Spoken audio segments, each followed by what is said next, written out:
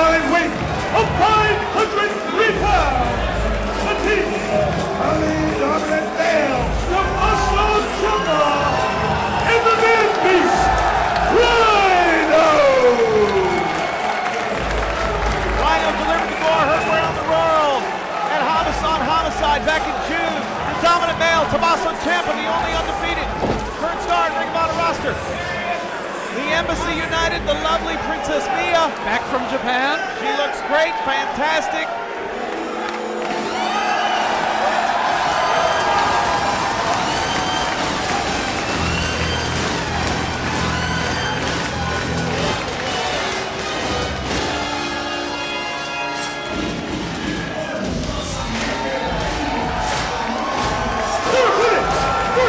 Look that side, 209, Brooklyn, New York.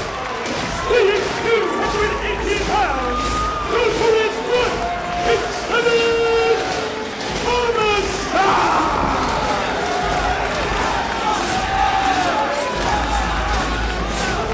Homicide's trying to find a way in. A lot of controversy about who his partner would be.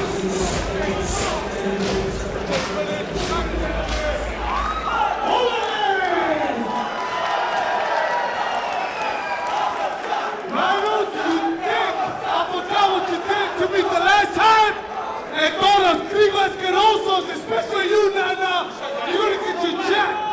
I got somebody who got my back, and he's the best guy, not only the tri-state, but the world. Ladies and gentlemen, let me introduce to you to Jay fucking Lethal.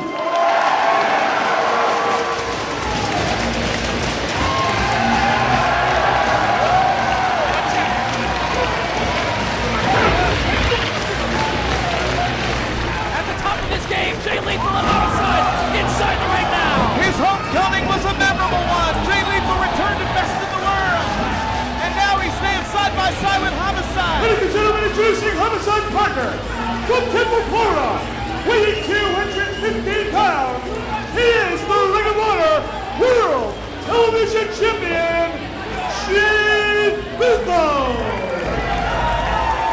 This is a grudge tag team match, and the emphasis on the word grudge. Homicide scoring the victory against Rhino, but immediately thereafter got gored through the table.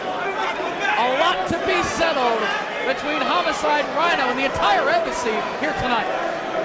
Homicide suffered a ribcage injury courtesy of that gore through the table, and you have to figure that if it gets downright nasty, if it gets dirty, it plays to the strength of the embassy. However, Homicide is to equal that. With Tommaso Ciampa and Jay Lethal, you've got great wrestling. Oh, without a doubt. And immediately taken off his feet by Lethal, wrestling circles around the man. Both Homicide and Jay Lethal have been a part of several Death Before Dishonor events in years past. Great to have Lethal back on the roster at the side of the notorious 187. Again, it was fortunate for Homicide because originally the word was that Lethal was unavailable here tonight, and he had a previous commitment. But when his schedule opened up, apparently Homicide made the call, and you know that Jay Lethal wouldn't miss an opportunity to team with Homicide and to be right here in front of the home folks. Speaking of home folks, I got to meet Jay Lethal's parents today for the first time. It was great to meet them. They have been tremendous supporters of their son in his fantastic career. Yeah, from his very beginnings, the early days here at Ring of Honor. This leapfrog there from Lethal, great agility. Up with the arm drag, a head scissors counter, hip toss. Goes into the drop kick, great way to get him opening. Ciampa's on his heels, not what the embassy wanted to see things start off here tonight at Death Before Dishonor. Look at a man like Tommaso Ciampa. He wants for nothing, courtesy of the embassy, and we know that this man is a true vigilante. He is here for the dollar, and that's Rhino. One of the most intimidating men you will ever lay your eyes on. Just a powerhouse. I always get nervous with the embassy working around here. Barrister R.D. Evans, Ernesto Osiris,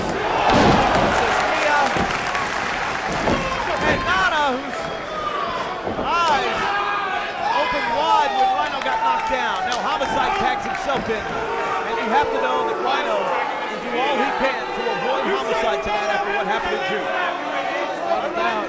Homicide has an agenda tonight, and that is to destroy Rhino, to take him out, send him packing. And he has the upper hand right now.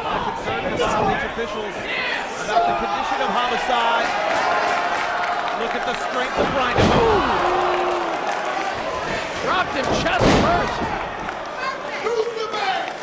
Well, Homicide's a man that has been known to fight through injury in years past.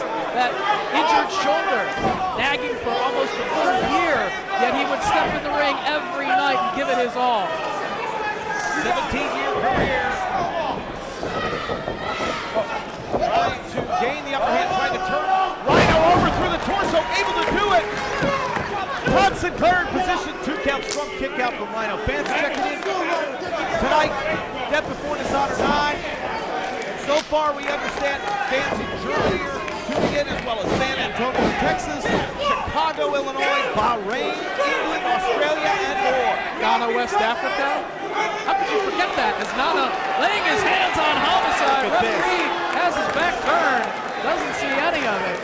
It's the numbers game of the embassy right there. Well, now Tommaso Ciampa, the dominant male, trying to put Homicide down. Homicide fight like a man possessed here tonight. Big clothesline right there. Looking at that lariat. Shockwaves through the dominant male. Teamwork here from Homicide and Lethal. Tommaso Ciampa yet to be pinned here in the competition. You have 2 illegal men in that ring. 2.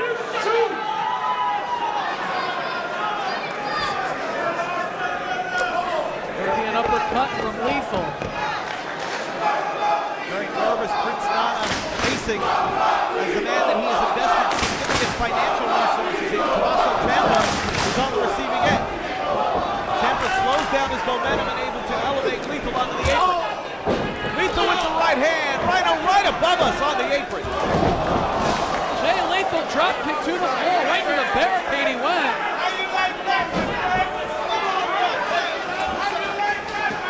Right at the feet of Rhino on the floor. Hard shot right to the lower back. Homicide trying to get over to help his partner. Todd Sinclair trying to keep some law and order. Keeping Homicide at bay. Ciampa with the cover. Lethal able to kick out. Such a hard job being an official. Todd Sinclair. Especially when you have 12 people at ringside. It is a cavalcade of stars out here with the episode. Chopping away at the chest. Lethal just shrugging it off. I think each chop is just firing him up. Spots from Lethal. Chops and slaps across the face. The combination. His legs up. Did you see the way Ciampa sprung from a seated position into a drop kick? I've never seen that before. That was incredible. 2. There's a reason why he's undefeated thus far here in Ring of Honor, and it's because he is such a fantastic athlete. Back in comes Rhino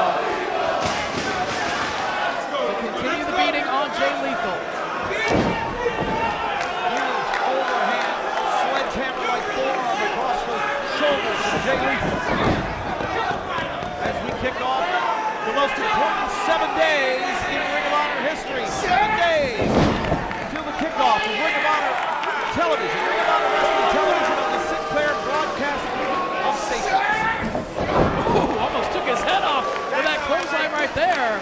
Rhino trying to roll him over. Come on. Will this do it? Only 2. Got that shoulder up. Ernesto Osiris apparently can count to 3. Lethal trying to mount some offense here. Shots to the midsection of the man piece.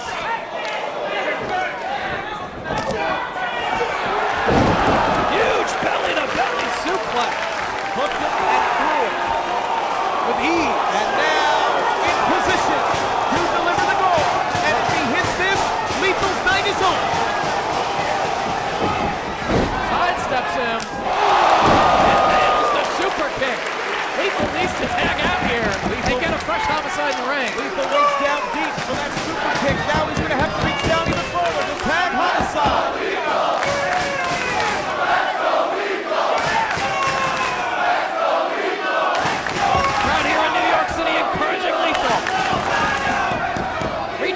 his corner. Tag here on the near side, and on the far side as well. Here comes Homicide. Combination of shots from Homicide.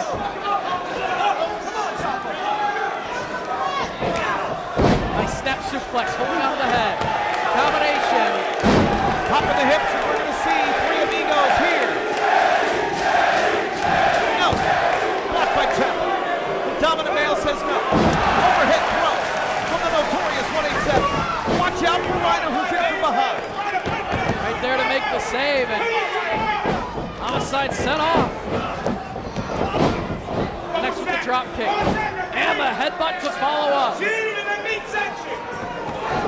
Reversal now. Head scissor. Able to take Rhino over. Unbelievable. All the way out to the floor. Watch out for Ciampa from behind. Don't turn your back on anybody.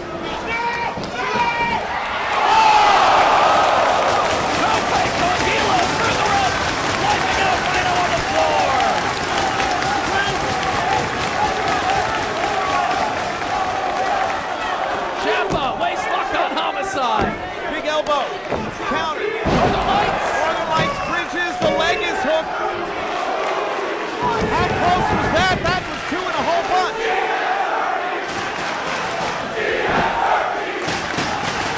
And now, pulling down the knee pad.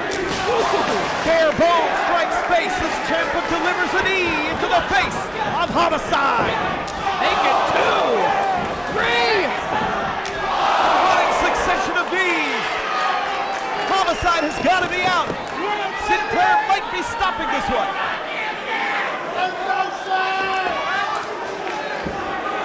Trying to get him up. Homicide blocks the attempt. Trying to project Ciampa. Ace crusher. Look out. Rhino makes the save once again. Lethal back inside the ring now. Firing away on Rhino.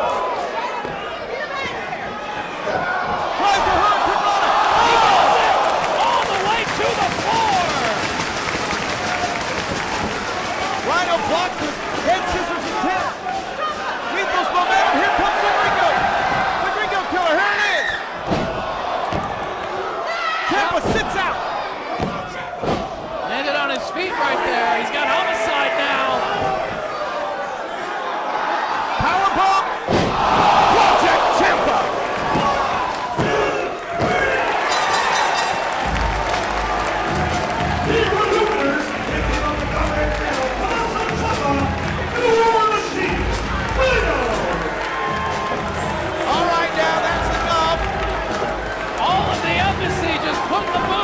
Homicide. The barrister RDM, International Osiris, even Princess B is in there.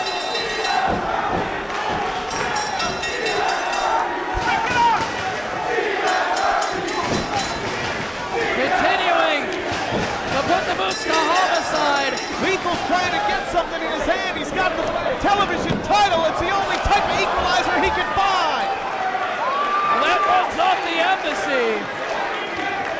Scurrying away like thieves in the night. The Embassy scored victory here. Tommaso Ciampa with the emphasis.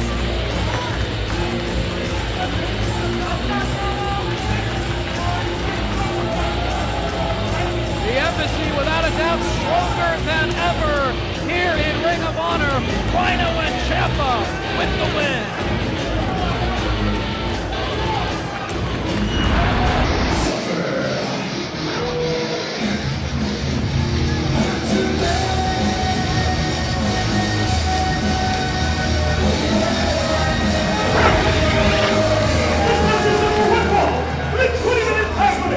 Introducing first, the company's administrator, wrestling out of Boston, Massachusetts, weighing 226 pounds, the prodigy, Finish! Fans all across the universe have checked in with the hashtag WatchROH or hashtag DVD9. And unlike other wrestling announcers, I do actually check Twitter. And real Kevin Kelly, of course my broadcast colleague at Dave Prazak, and one of the most consistent memes on Twitter, at least from the fans who follow me, is their absolute abject hatred of that man, the prodigy Mike Bennett. overrated. They think he sucks. Is he that good? Is he all hype? It could just be jealousy on their part. I mean, he's had strong words saying that how great he is.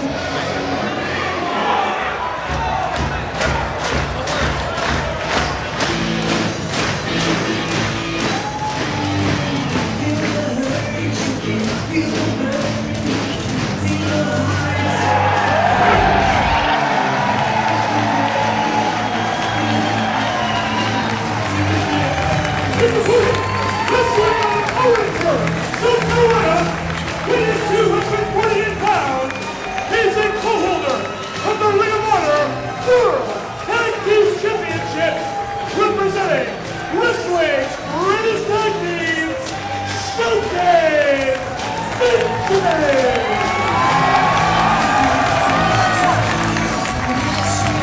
The roof flew off of the Manhattan Center last September when Shelton Benjamin and Charlie Haas made their Ring of Honor debuts.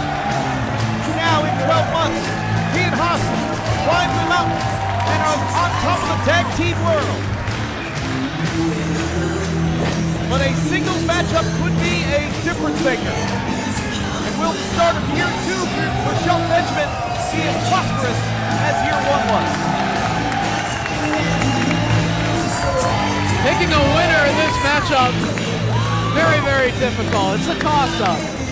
I mean, we know how great Shelton Benjamin has been, how successful he and Charlie Haas are as a unit. That's why they have the World Tag Team Championship. But in singles action, does he have what it takes? Is he sharp enough here in 2011 to take on the challenge of the Prodigy? Of course, the Prodigy Mike Bennett with Brutal Bob Evans at ringside, always looking to be a factor in the matchup. Let's talk about... It's encouragement more often than not. Yes, yes. He's a coach. He's a trainer. He is. He is a grizzled, mean, nasty veteran who regularly stretches students in his school. For those of you that don't know, takes advantage physically of young guys. I wouldn't say that. Listen, the stories. And if he did with Mike Bennett early in his career, early in his training, that just toughened him up. Well, a lot of people say that Bennett had all the tools, but the missing piece was Evans. We'll be talking more about that in the weeks to come. I'm working on some things right now with the Ring of Honor television production team.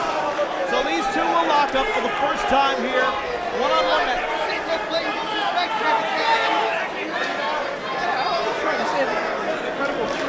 Never. Now, does Bennett have aspirations bigger than ROH? There's been some word that he's already looking at Hollywood opportunities and sees himself as the second coming of the roster. Hey, get him up! He really has all the tools inside the ring, although a lot of fans really despise him and say that he can't wrestle. You know, I mean, now he's being seen with Playboy cover models. It's true.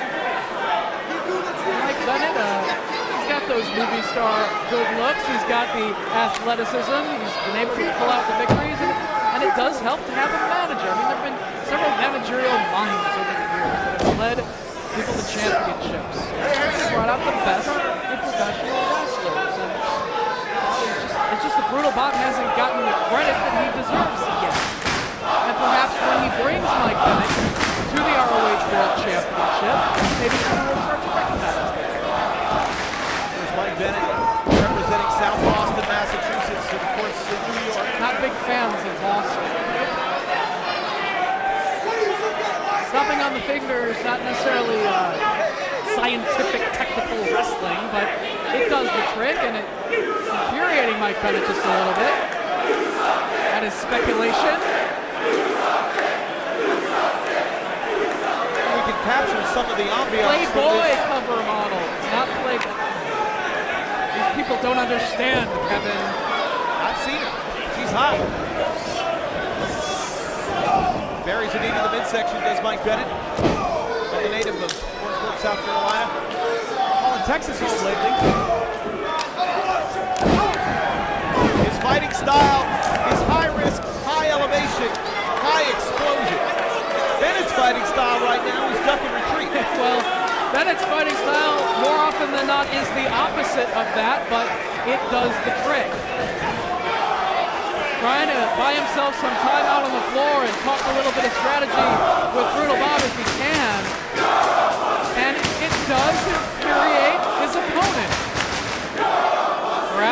forces him to make a mistake, which might give the Prodigy the advantage in a match like this. Bennett does a very good job of blocking out the distractions because there is about 1,500 people in here who absolutely hate his guts. He has self-confidence and he knows how good he is despite whatever they might chant. Shoulder tap.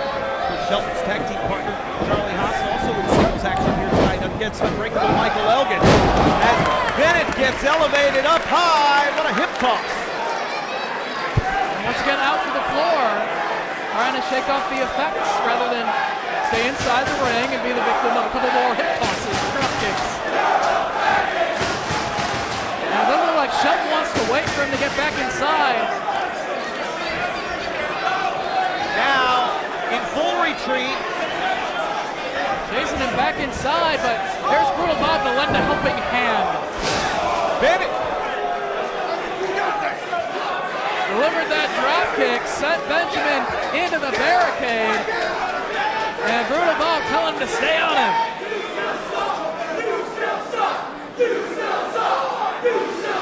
He may not have the support of the fans, but he has the advantage. the edge of the ring, doesn't bend. It'll break a body in half. It's just steel and wood. Cover. You sound good. Only got two. Blistering right hand. Bennett follow it up, and when he kicks it into that next gear, Bennett can be very, very dangerous. He throws a wicked right hand. Just pounding away on Benjamin after doing damage to the back. Puts him in the driver's seat.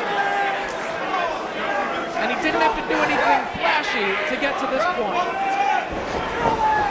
Vertical suplex. Textbook. Cover. He might not do a lot of this, but he gets the job done, which is what it's all about. Wins and losses. And the Prodigy has his fair share of wins. Certainly Bennett detractors will look at that minimalistic style, if you will, of someone who is not fit to compete here in Ciampa. But it is that steady approach that Bennett has applied in matches. He doesn't get rattled under hostile circumstances. When his opponent is in control, he doesn't get flustered. He keeps with the game plan. Great preparation from Brutal. Catches the legs of Shelton. Right over us. Backbreaker. And he's focusing on one body part, the back of Shelton Benjamin, ever since the damage was done on the ring apron. Cover. Count over. Bennett's got a great mind for wrestling. He's staying focused, blocking out the fans, his detractors, and focusing on his opponent, on that injured back. And this is the time where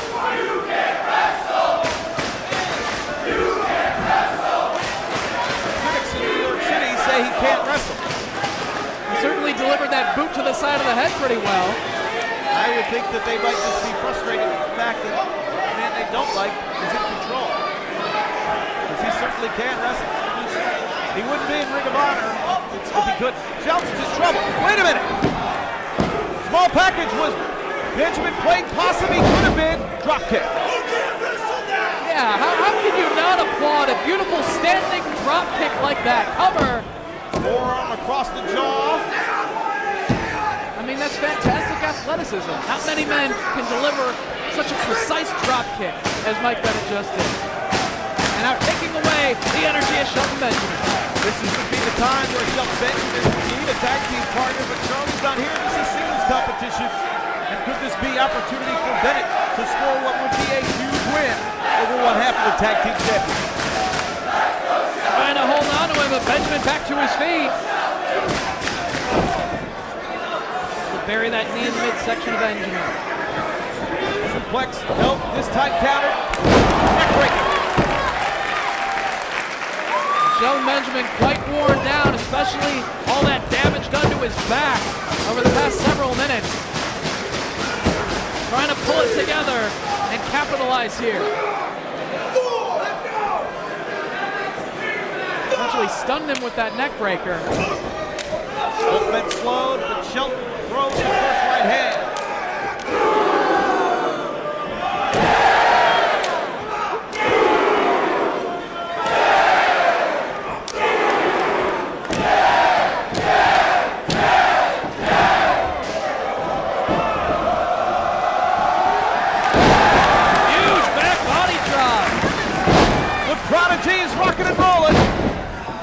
huge burst of adrenaline here from Shelton Benjamin. Fallaway slam, Samoan drop. Bennett with that shoulder up. 2 count only. Fans checking in all over the world. On Twitter, we're going to continue to make tallies throughout the night. Hearing from fans in Pittsburgh, Pennsylvania, Ireland, Halifax, Nova Scotia, and Toronto as well. Sky-high powerbomb. Whoa, it was just that close. 2 3/4 right there.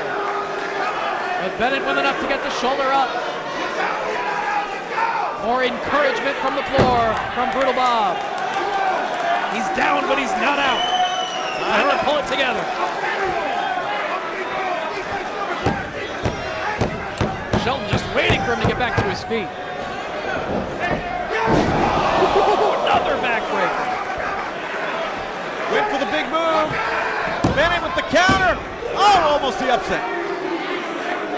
Tried to hit Pater. Came up short. Could just be one more high impact maneuver to the back of Shelton Benjamin.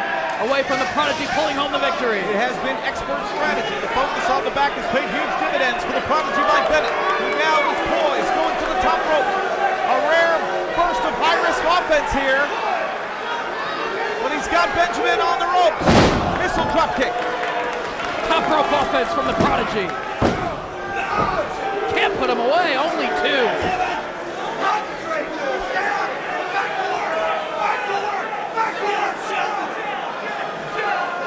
Bennett pulling everything out of his bag of tricks that he can. How often you see him fly, but will this be it? Got him hooked. 1, 2, almost had him. Only 2.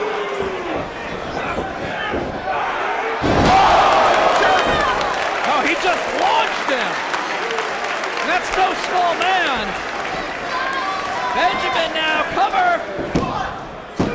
And Brutal Bob Evans put the foot on the rope. I didn't see that part. I see the foot on the bottom rope and the referee stopped counting. This glowing box in the middle of our table, that's a monitor. I can see it quite plainly, but nonetheless, Paul Turner didn't see it, but he saw Bennett's foot on the rope, breaking the 3 count.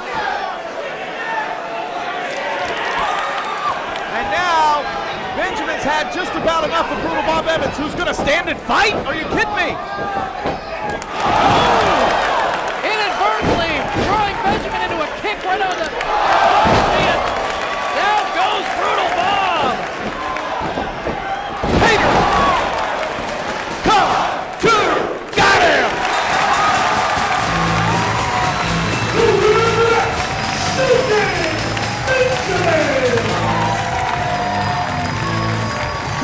Since his debut, Shelton Benjamin returns to New York City and the Manhattan Center. This time victorious in singles action. A hard-fought, horrific contest in Death Before Dishonor 9 over the Prodigy Mike Bennett.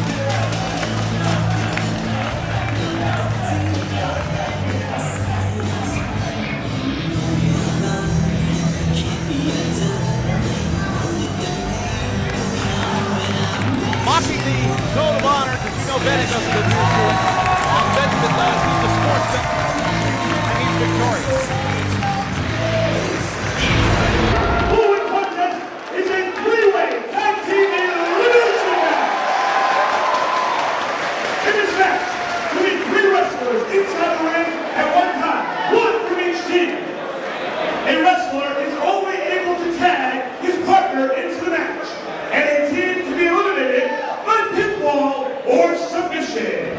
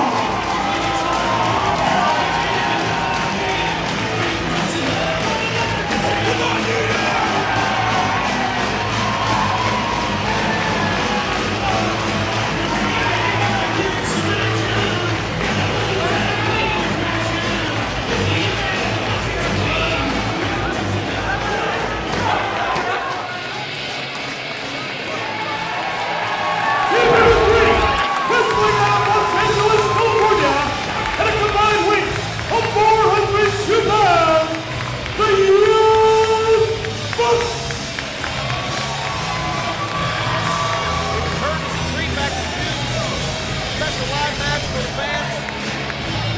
We're at the Hammerstein Ballroom now. Back in the fold. Competing in Ring of Honor where they belong. Nick and Matt Jackson. Yes, Nick and Matt Jackson, the Young Bucks.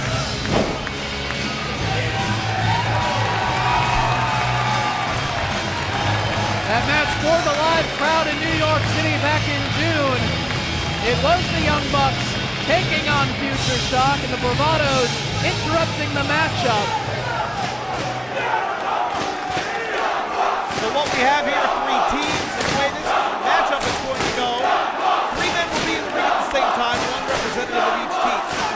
You can only tag in your own partner, and it's competed over elimination rules. Do I have that correct? You have that correct. Bobby Bruce sometimes, I thought If that's there what he said. wasn't tagging involved, there would be 6 guys battling all at once, and we need 17 more Go Fight Live cameramen at ringside.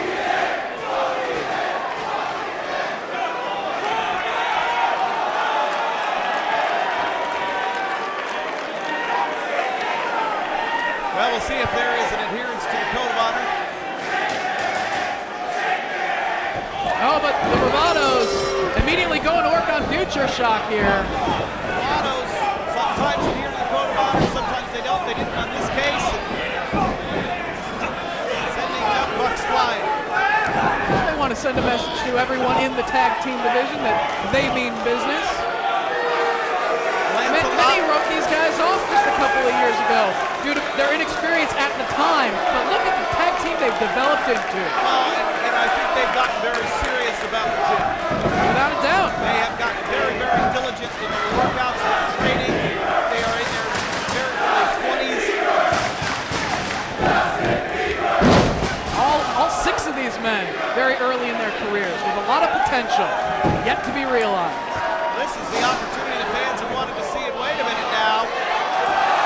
Pull flies over the top. I think we're going to see a little bit more aerial wrestling through the ropes, connecting with the drop kick. With the victory. Oh! Harlan with the drop kick himself. Out to the apron now. My goodness.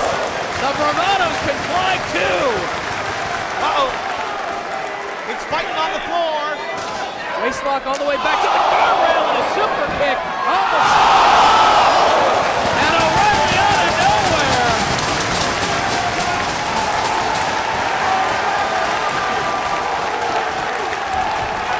The Bucks and Future Shock standing tall right now. Referee needs to try to restore a little bit of order here. It's only supposed to be 1 wrestler from each team inside the ring at a time. Todd Sinclair has his hands full. Yeah, good luck. With the Bravados wounded on the outside. In comes Lancelot. He's kicking away on Nick Jackson in the corner. Pounding on Kyle O'Reilly as well. O'Reilly buries the knee. Follows up with the enziguri right above us here. Teamwork here from O'Reilly and Nick Jackson. Tagged Adam Cole now. Inside of Future Shock. Yep. Tag team diligence here. Good work with this Future Shock. Beautiful combination. Tagged himself in. Only gets 2. Harlem breaking up the pin attempt. There's elimination rules in this one.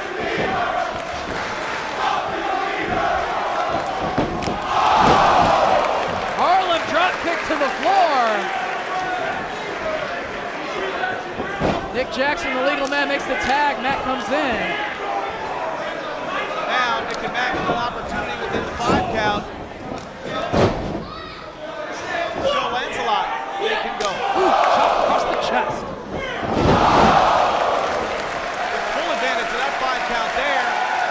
So now the 3 legal men are Cole, Lancelot, Tommaso. And Matt Jackson, there's a tag. Back in comes Harlem and sends Cole right into Jackson. Well, this match is real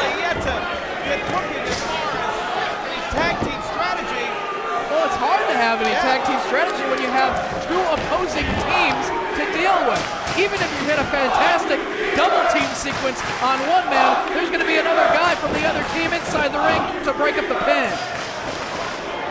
Until one team can be eliminated, it's going to be everyone breaking up pins left and right. Cover. Is it enough? No. Carl Bravado. Hoping that some of those bandwagon jumpers are going to get behind him here in New York City. They are big supporters of Future Shock here, though. They wore embroidered sweaters to the ring. Fashion statement. They can go. Vertical suplex in the center of the ring. Cover, two. If they can find a way to slow down the pace, perhaps that will be the Bravado's ticket to victory. You know, the Bravados and Future Shock have exchanged victories across the ROH circuit over the past several months. Crucifix, two. Lands the forearm shot on Lancelot. Teamwork from the Bravados. German. Cover. Harlem, the legal man. Kyle barrel rolls in to break up the pin. And O'Reilly quickly sent to the floor. Matt Jackson up the top rope. Asai DDT.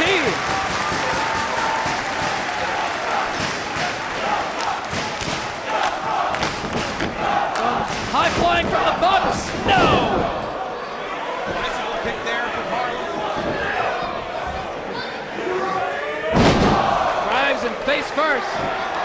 O'Reilly catches him. Crying out of Cole. He's in no man's land.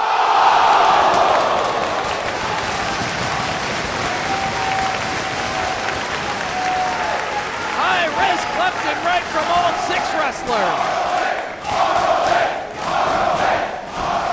Shoulder to the midsection by Lancelot. Suplex to the floor. No. Fighting on the apron. Off the apron, onto the floor. A sickening thud as he hit the floor on that suplex. Watch out now. Adam Cole all the way to the top rope. Beautiful crossbody. One, two, no. Look. Only two. And a handful of tights, and Cole was still able to kick out. Super kick. Total elimination. Ride the lightning leads Future Shock to the first elimination The pin. Bravado brothers have been eliminated. All right, so the Bravados are out. They've been eliminated. And now it's the Young Bucks and Future Shock. Well, this is the 2-on-2 combination that the fans here in New York City wanted to see a definitive winner between in that special pre-show matchup several months ago, and now it has come down to these four men. The Bucks and Future Shock duking it out in the center of the ring. No flying now. It's rights and lefts. O'Reilly elevated out on the apron. Cole slowing things down. Oh my goodness! Powerbombed. Twice.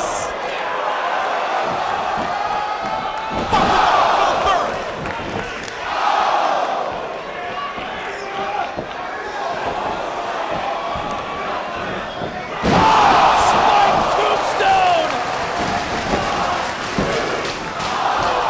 O'Reilly in to make the save. Incredible tag team action here in Ring of Honor.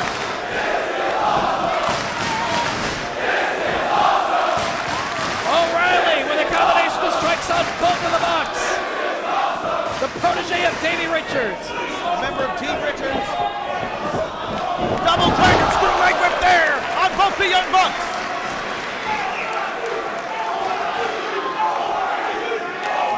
O'Reilly with Matt Jackson. But Nick letting a helping hand from the apron. Watching him overhead. Ooh, right into the knees.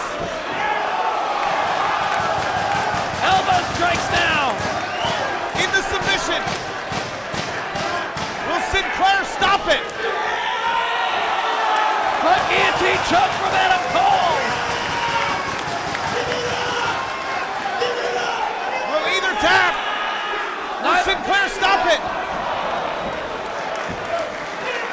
They collide in the center of the ring and releases both submission holds. It is indeed wrestling. Ring of Honor style.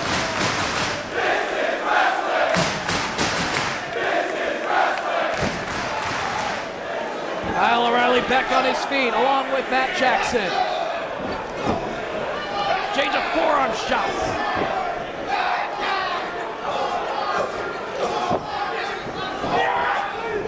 O'Reilly get the better of that exchange, but scores there. Super kick. And one for O'Reilly. One from Paul. All four men are down. And here comes the Blue again.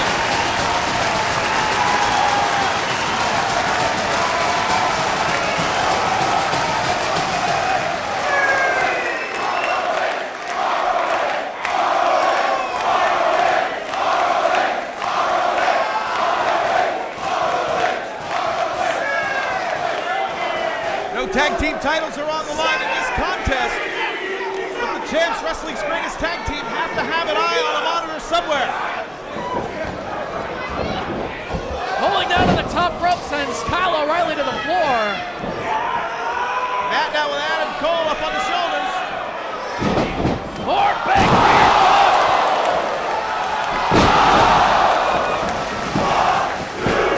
Got him! The Young Bucks are back in Ring of Honor.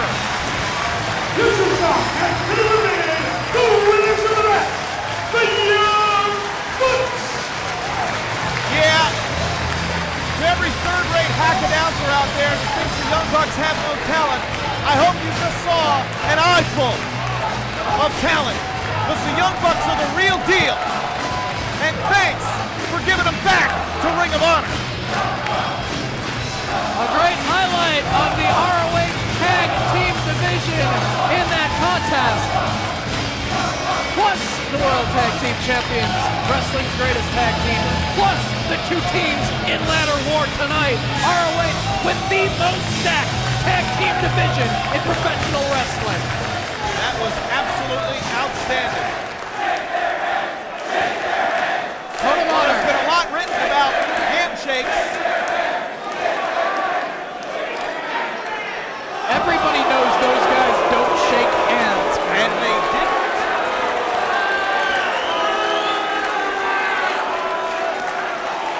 And they didn't. Believe the hype.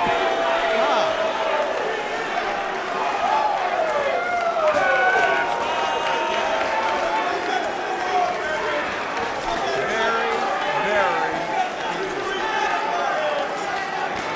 interesting. I didn't shake my hand.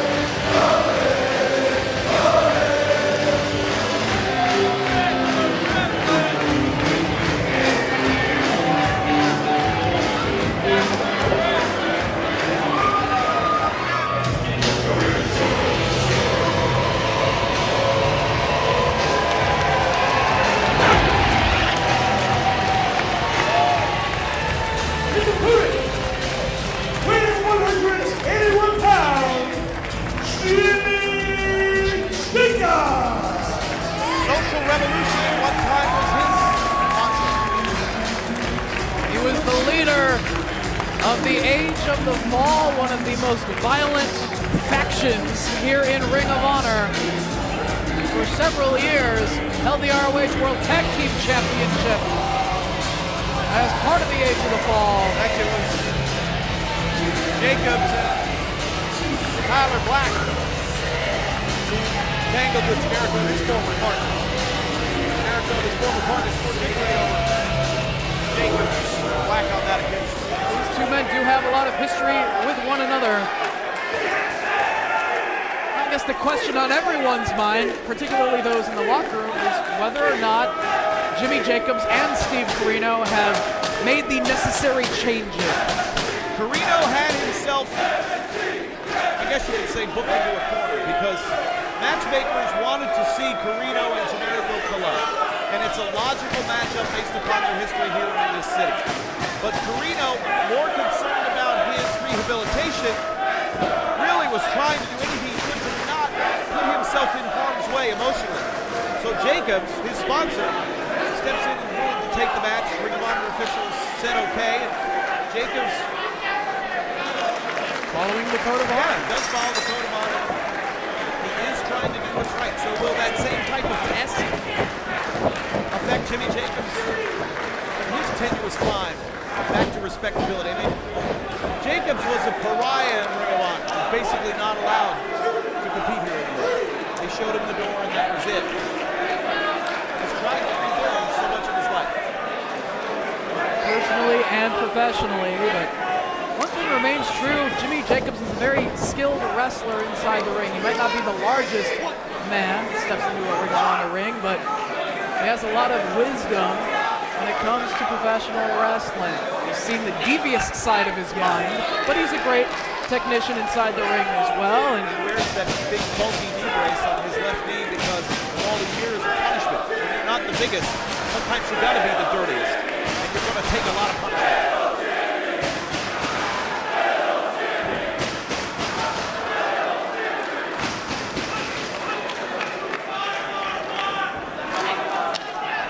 some violent wars over the years in ROH.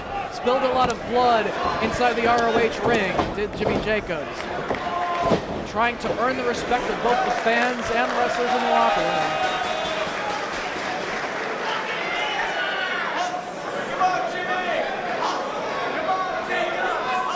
Make up for the sins of his past, if you will. If it's scientific, who gets the advantage? A toss-up. I mean, the aerial high-flying advantage certainly goes to El Generico, actually, because he does have the height advantage as well. But Jacobs is skilled on the mat. Generico has made it 3 for 3 now and coming out on top. Will Jimmy Jacobs resort to using a shortcut to gain the advantage? And we'll tell. Just like we talked about before with Mike Bennett, able to block out the distractions, stay focused on his task at hand. Will Jacobs be able to do that? Huss, huss, huss. He was able to get that arm drag and got the better end of that exchange before reminding everyone that he used to wear furry boots when he first made his way to Ring of Honor. See many changes over the years when it comes to Jimmy Jacobs, his personality, his ring style.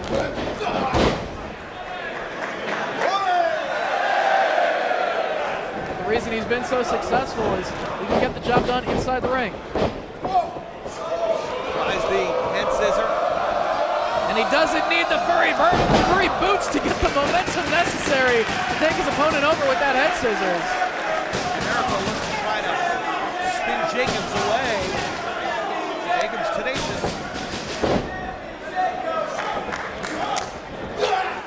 There's a backbreaker there. Jacobs does have a history of back problems in addition to the knee. Cover. Steve Corino proved himself in this situation. He went to Japan this weekend. You have to go halfway across the world to stay on the track that he's put himself on. That's a man who's very dedicated to doing the right thing. He's dedicated to doing the right thing. He Tommaso obviously wants to be successful in Japan as well. He has built quite the career overseas over the past several years in addition to competing here in Ring of Honor, but it might be good for Steve Corino to not be in the building here tonight. I wouldn't be tempted to do anything. Standing moonsault there from the generic luchador on top of Jimmy Jacobs and a 2 count. Seeing some good hold-for-hold wrestling here between these two men. Not going to be a lot of holds in the main event tonight. No, absolutely not. They'll be holding body parts after they get put through, two tables, maybe some chairs, some bent ladders. And one team will be holding that contract that's hanging over the ring tonight. Jacobs gets dusted there with a couple of chops. Trying to shake it off, though. Getting right in the face of Generico. Jacobs almost wants the punishment. What a lariat there. 2 of them. Backbreaker coming up. All the way down to the canvas with it. Jam the back of Generico's head into the canvas. And when Jacobs has been able to control the pace, he has not needed to break the rules. He hasn't thrown below his fist. He's done a very nice job of keeping things at his comfort level. Staying on the right path, and right there, pulled down on the top rope, and now through the rope. Jacobs flies. Now he's going to have to find a way to get Generico back in the ring.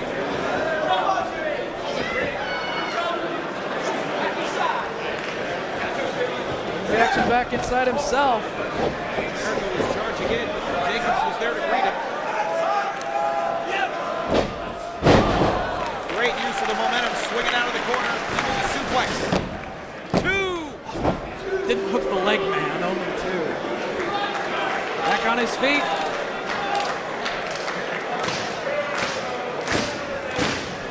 Jacobs getting some support from these fans, and the Generico fans encouraging him to get back to his feet. Here's a kick, no block.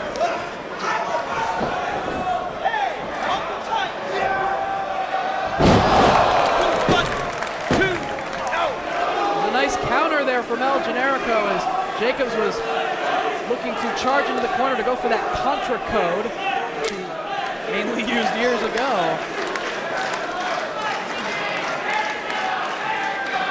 Back on his feet. Generico is right there. Jacobs explodes, counter over the top. Down to one knee goes Generico. Michinoku driver. Only got 2. Just drilled him right into the canvas with that maneuver, but Jacobs with enough to kick out. I don't know if our camera saw how dangerously close Jacobs was to going absolutely head first into the mat. Turned his head at the last second.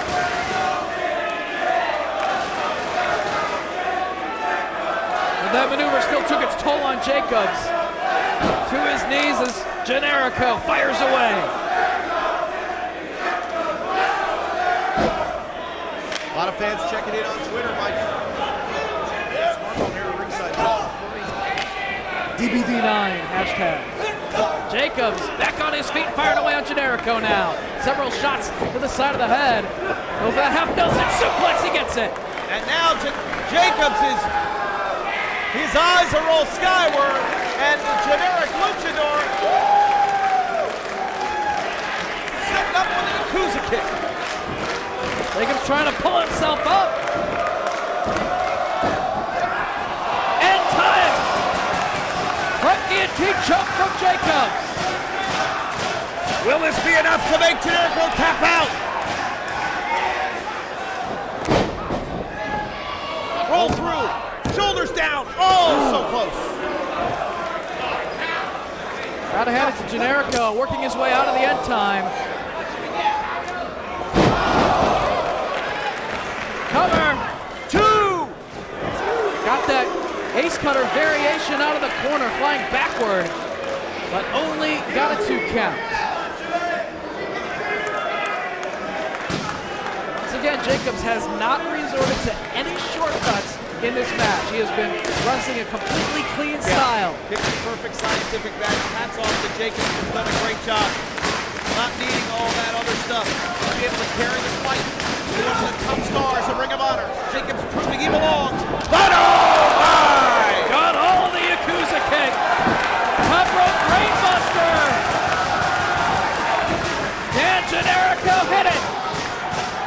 Up on the top rope. Jimmy fighting it off. Jacobs fights his way out of the top rope brainbuster. And Generico sent all the way to the apron. Jacobs off the top rope himself. Both men out on the apron now. Spear on the apron. Right on the ring frame. Jacobs cover. 1, 2. Ooh.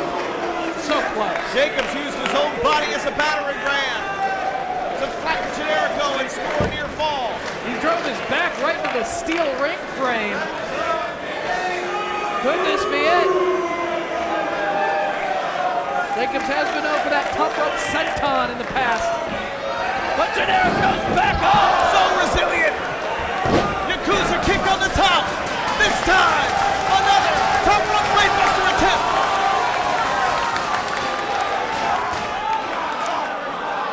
Can he get it? No! DDT! Twisting in midair, throwing him headfirst into the canvas.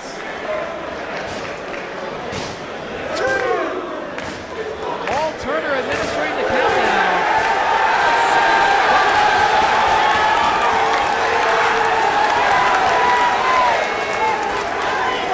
ROH!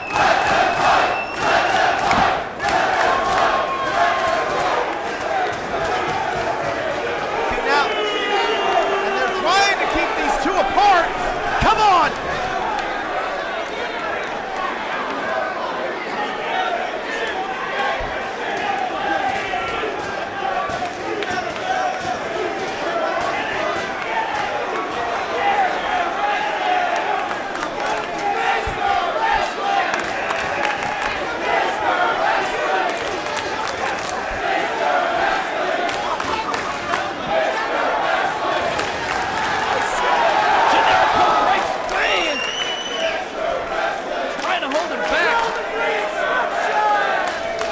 Come on now.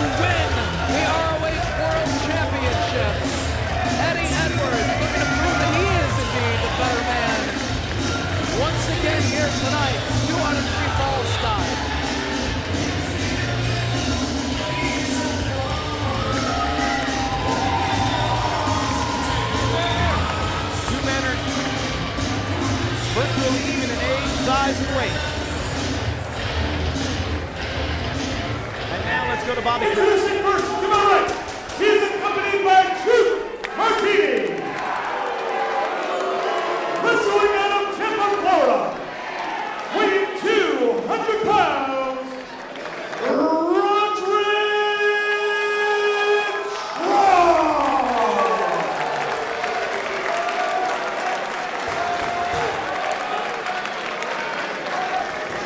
his opponent to my left, wrestling out of Boston, Massachusetts, weighing 211 pounds, Die Hard, Eddie Edwards. New York booed Boston, but they love Die Hard Eddie Edwards. I'll overlook it tonight. Yeah. All right, so the first fall, pinfall. You got to pin your opponent to win it. No submission. So you want, I mean, you can see the strong hold applied. You can see the Achilles lock. To wear the man down. Right. Can't end the submission. No tap out.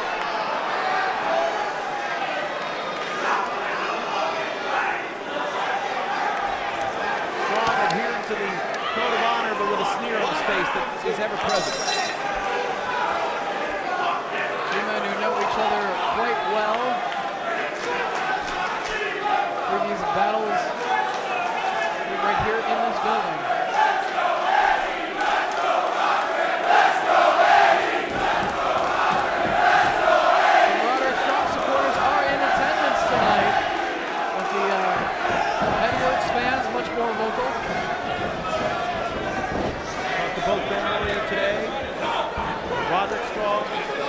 highlighting his conditioning that he's done for this matchup, different than what he's done before.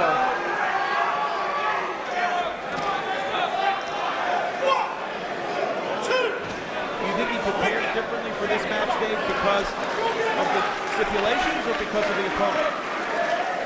Because of the stipulation. I mean, that has a lot to do with it. If you know going into it that it's going to be at least 2 falls of wrestling to determine a winner, the match is likely going to be longer than a typical 1-fall match. You have to have fantastic conditioning, and I would say that Robert Strong is in the best physical shape of his career.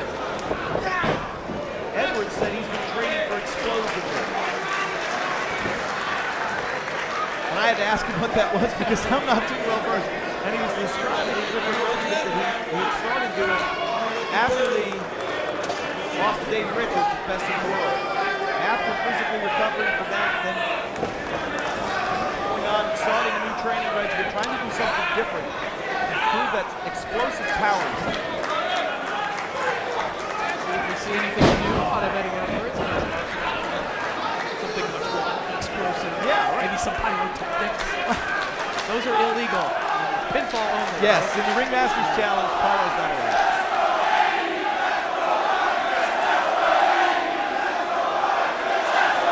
Not just even in age, height, and size. I mean, they're even in terms of experience, or even in terms of background. Both are former world champions. Another demonstration of how well they know one another. Getting out of the path of their opponent. Advice from True.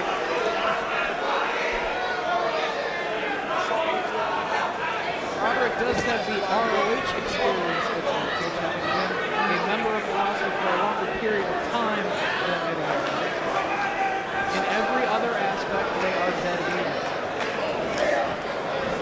And of course, Roderick has True for this. Yeah, and that can be a difference maker. We'll see if that indeed plays a role in the outcome here in the Ringmaster Challenge. $1 million belt not on the line. Shoulders roll through. Nice leapfrog from Edwards. Shoulders are down. Almost had him right there, Kevin. And that's where the stipulation may have played a role in that flurry that we just saw, because Edwards stopped his momentum and went after the opportunity to expose strong shoulders to the mat.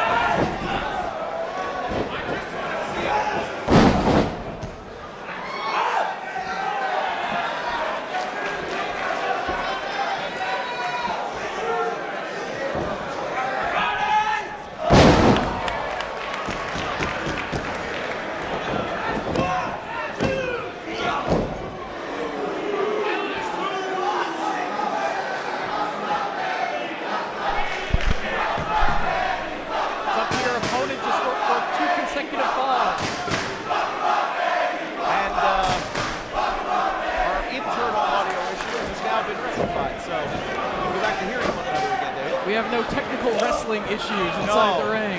They are delivering. Don't tell them that they don't need announcers. Forearm shots now from Roderick Strong, backing Edwards into the corner. Reversal of the Irish whip. Into the buckle he goes and gets the boot up into the face. And there's Eddie extending the legs, now going for the chin checker. Roderick trying to block, works his way out of that position. And he was able to, very nicely. Drives him back first to the canvas. Cover. Only two. Frustration mounting. We've seen neither man try a submission hold, because you cannot win this first fall by submission. But Dave, as you pointed out before, a submission hold can be a great way to wear down your opponent to score that eventual 3 count.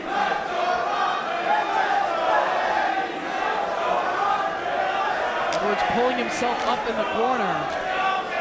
As Roderick forearm shots. The ropes now, he comes, runs right into a chop. Drives both knees into the chest. Strong! Got him! Roderick Strong wins the first fall.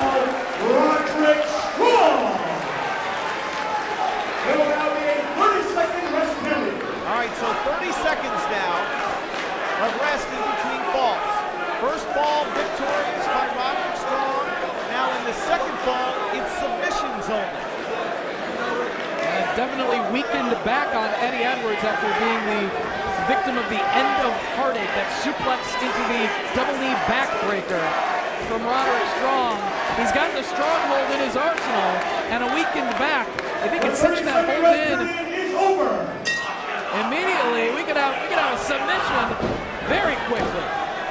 Martini providing water like a cornman here in this one. And that water spit right in the face of Eddie Edwards. That's the thing about Roddy, as great as he is, his arrogance can grate people. A polarizing individual.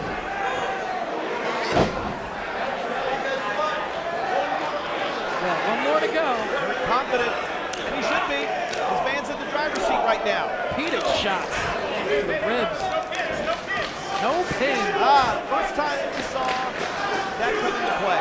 And, you know, great awareness by Todd Sinclair, whose natural instinct when he sees an athlete's shoulders down, someone covered, is to count 3.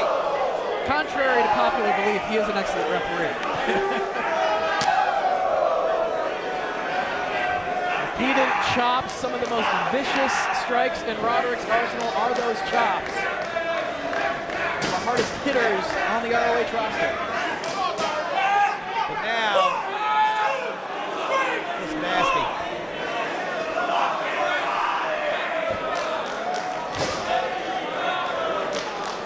Rolling Eddie back to his feet. Into the middle of the ring before applying the submission hold.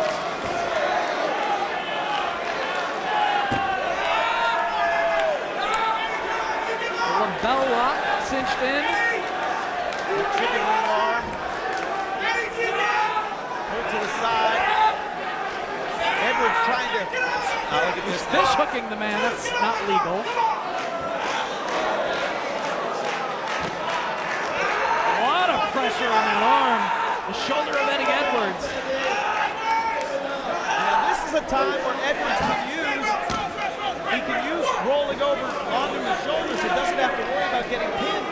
This time his escapability comes from getting to the bottom straight of the ropes.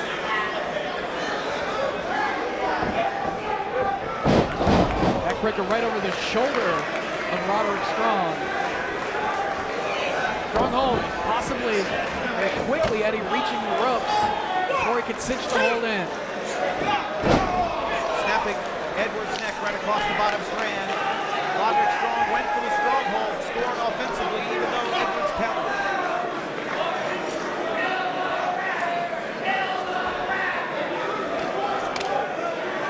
Forearm shot delivered by Roderick Strong. Reverse of the Irish whip. Edwards gets kicked by Strong.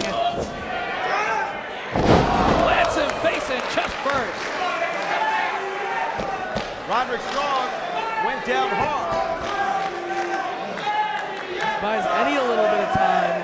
Keep Roderick Strong away from doing further damage to that back. Catches the boot. STF. Nice. Great way to get into that hole. And in the center of the ring. Roddy's going to have to go a long way to get to the bottom rope to cause a break. He's trying to inch his way toward the rope. And reaches it to force a break. I know, he's got the rope. Truth pointing it out.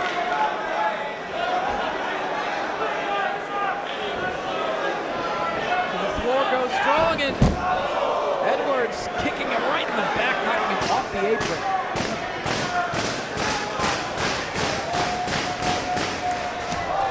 Nobody home. Ooh! Big knee strike.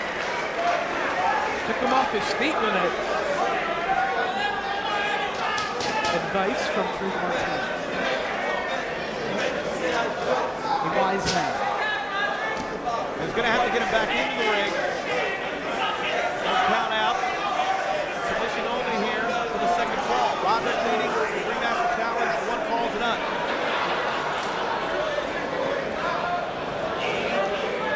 Up to Eddie Edwards. In that corner for the second time. Roderick Strong making a difference, breaking the anatomy of Eddie Edwards. Could go 2 straight falls to Roderick Strong here. Standing tall inside the ring while Edwards can't even pull himself up on the floor. This is one of those occasions where referee Todd Sinclair's judgment might be coming into play. It can only end by submission. He has to give it up, right? He has to say, I can't continue.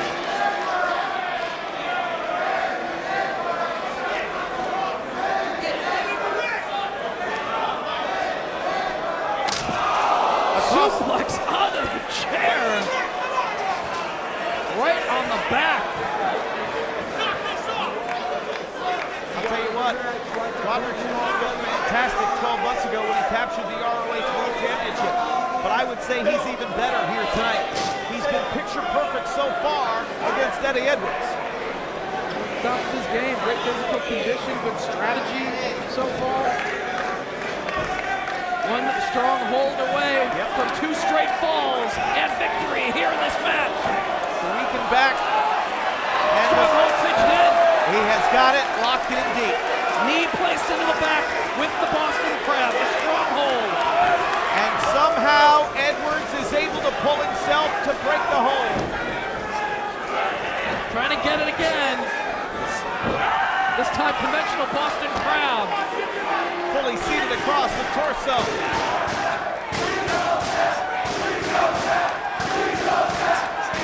Can he make the ropes here? And he does.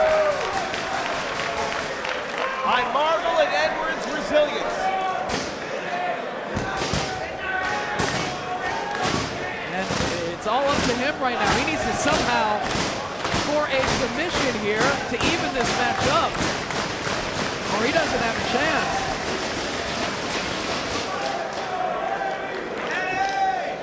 And Roderick Strong would love to get a crack at Davey Richards and the ROH World Championship once again. An emphatic win over Edwards here at Death Before Dishonor would certainly give him claim to that title opportunity. Edwards would love a rematch with Davey and that belt back. Big boot right there from Edwards. Somehow Edwards is fighting a way back. Forearm from Roderick.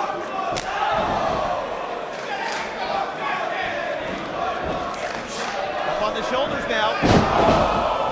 Gutbuster. Went for that Uranagi backbreaker, but countered. Great counter into the Achilles lock. Will Roderick tap? He's done everything he can do to beat Edwards here in the second fall. He can't do it, and Roderick has to tap. The winner of the second fall, Edwards. Just as Roderick was about to make it to the ropes, Eddie Edwards pulled him back to the center of the ring, and Roderick had no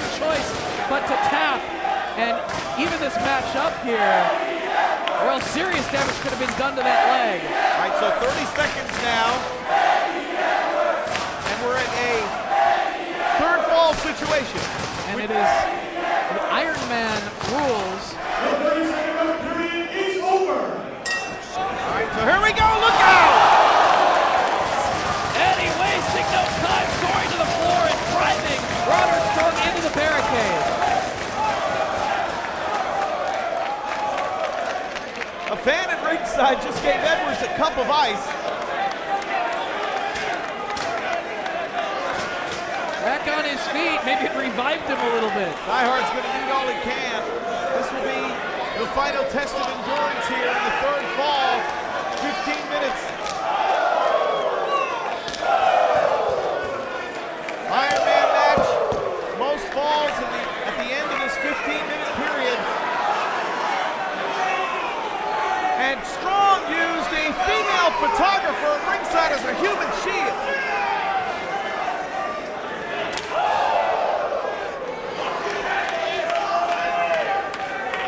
Just chopping him all the way around the ring.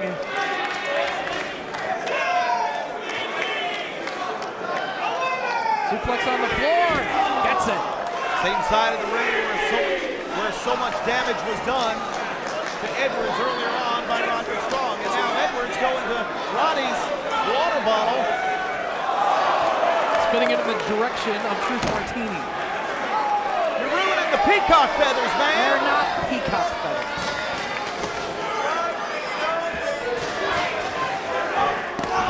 Right across the back. Huge kick. Almost scoring the first fall in the Iron Man period here.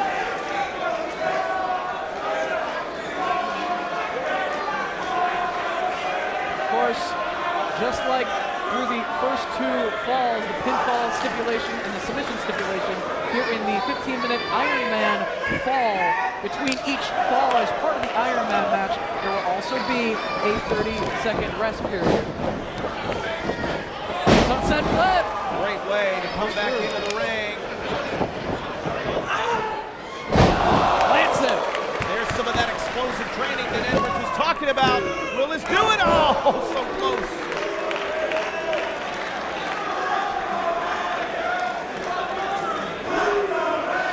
The match thus far has taken a lot out of both men. You gotta think more damage has been done to the back of Eddie Edwards, though, after all of that punishment from Roderick Strong during the second fall.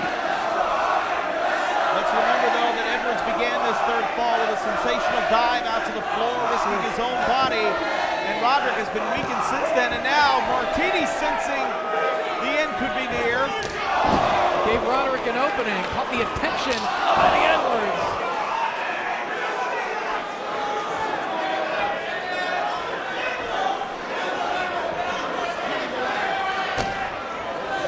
so much of their world title encounter back in Manhattan Mayhem 4 was fought jockeying over position over the corner, just like they are now.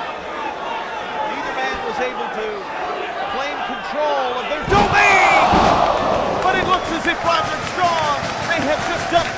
Backbreaker on the turnbuckle. Going for a cover. Strong will take a 1-0. No, he won't.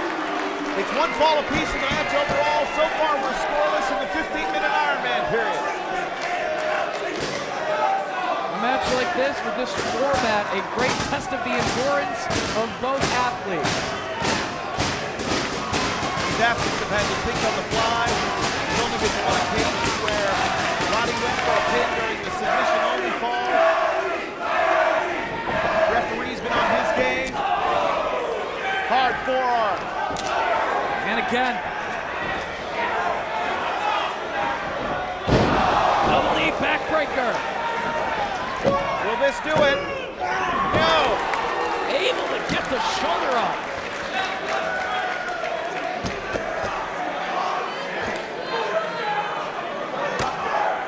Iron Man format here in the third fall.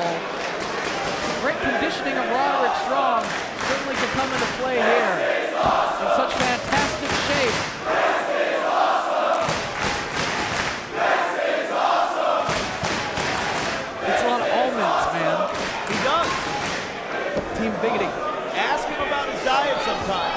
Going for the stronghold once again. If he can turn him over, Edwards doing his best to block the attempt. And he reached the ropes. He does, and the referee's going to force a break. 10 minutes remaining, the 15-minute time limit. Just heard Bobby Cruz go over his 10 minutes remaining in this 15-minute Iron Man period.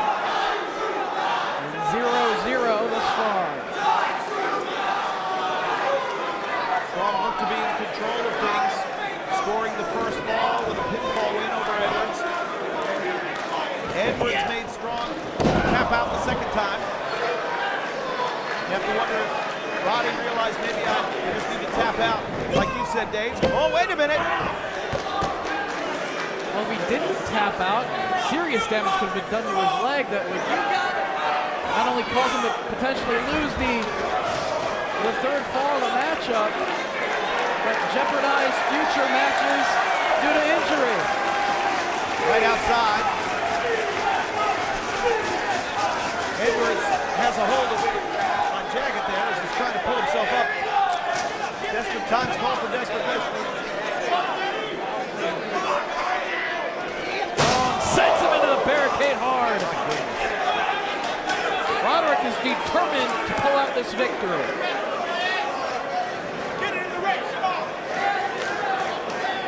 Here against the man that took the world title from him. Here at the Manhattan Center. Gibson driver on the entrance ramp.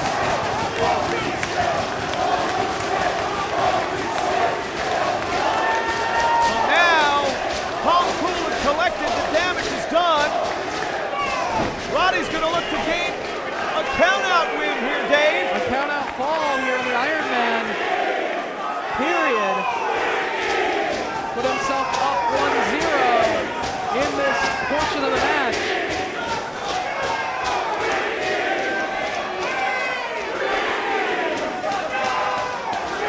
There's a count of 20 on the floor here in Ring of Honor action. So we're halfway there. You can see Roderick Strong getting his breath and collecting his faculties. He can go up 1 fall to none here in the Iron Man period.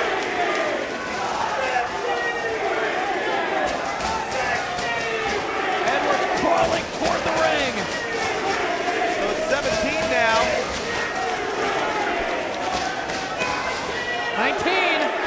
And somehow he does it. Somehow Edwards breaks the count just before 20, avoiding the count out lock. Cover. And he kicks out. Back again. Hooks the leg. Still kicks out. Unbelievable tenacity. His body may be broken, but his spirit is not. Eddie Edwards fights on. Stronghold. Can he turn him over? Grabbing hold of the leg of Roderick, though, to try to block the attempt. Palm strikes. Chop strike to the neck. Frees himself from Strong's attempt at a stronghold.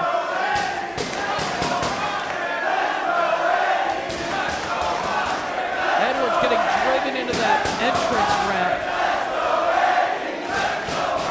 Really took its toll. Now we're Gibson driver here in the center of the ring. Edwards able to drive Roderick Strong back into the court. Able to deliver that kick to the side of the head twice. One more time, says Edwards, and he does it. Trying to wear out Strong. Couldn't get this maneuver earlier. Chin checker. Nails it. In the center of the ring. Will this do it? No. No. Neither man has scored a fall here in the Iron Man period.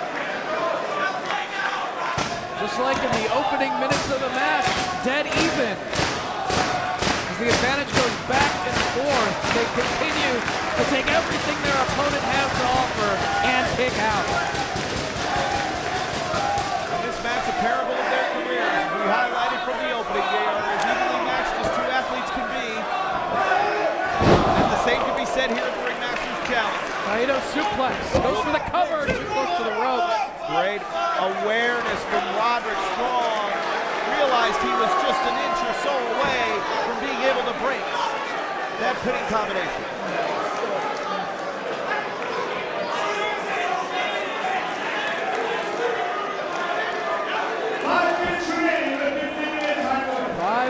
Left in the Iron Man period.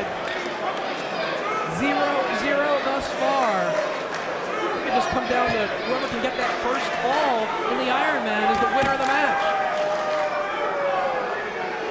I didn't expect if it did get to this third fall, I wasn't looking for a shootout. I had to imagine it would get down to that. Now we're under 5 minutes and it's starting to get dangerously close. They need to start going for pins. Rack up some falls here as the time continues to tick away. Shot right across the chest of Strong, firing back though. For every one that Edwards gives him, Strong fires back and vice versa. Huge kick from Eddie, and Roderick tumbles to the floor.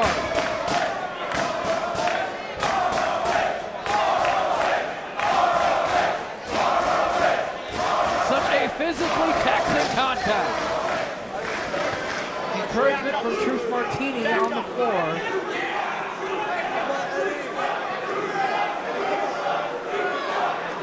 Edwards out. Try to execute something on the floor, maybe bring it back inside, but driven back first into the edge of the ring frame. Now rolling back inside, can Strong maintain dominance in that corner. Wise move on Strong's part. Doing more damage to the back at the edge of the ring right there. But Edwards out of nowhere delivers the boot to the side of the head.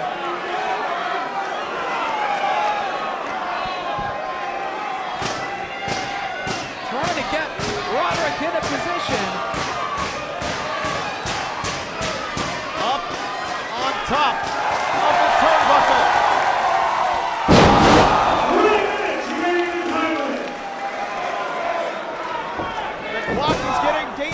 Close to 0. No, not yet. Superplex, not enough to earn him a fall.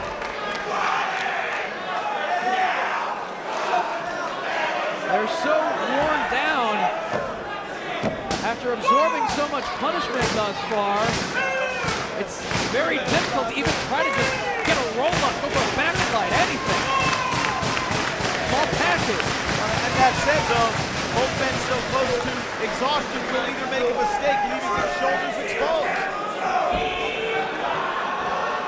We've yet to see it thus far, as both men are remarkably resilient. Super kick from Eddie Edwards. One foot die hard, that one bomb, but crucifix. No. Roll up. No. Will this do it? 2 minutes remaining in the time clock. Leverage back and forth. 1, 2, 3. Oh, so close. Neither man able to score a 3 count. Going for a backslide. Shoulders are down. Wait a minute. Martini held Edwards' foot. I don't think the referee, he didn't see Truth Martini do anything. All right, so 30-second Rest period. 30-second rest period that factors into this 15 minutes total. Edwards' shoulders were down. Martini grabbed his foot, allowed Roddy to take a 1-0 lead. Now, he's got the book. no disqualification during this. Oh, no! He hit his own man. Martini sent to the floor. 1 minute left. Die hard. Cover. 2. Got him.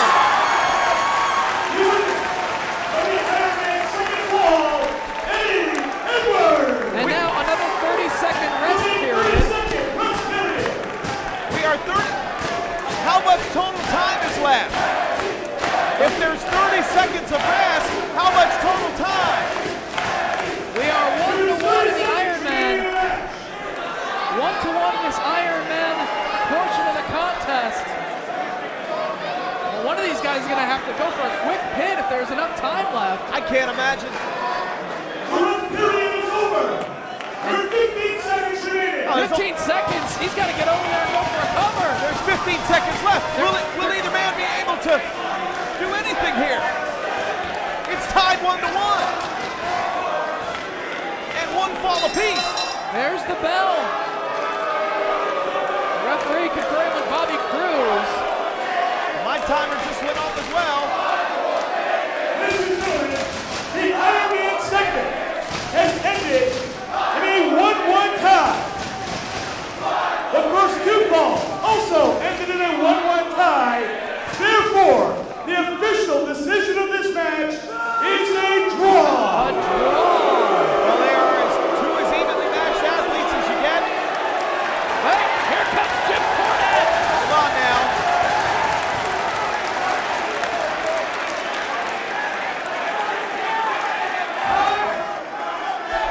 That's too good a damn match to end in a draw.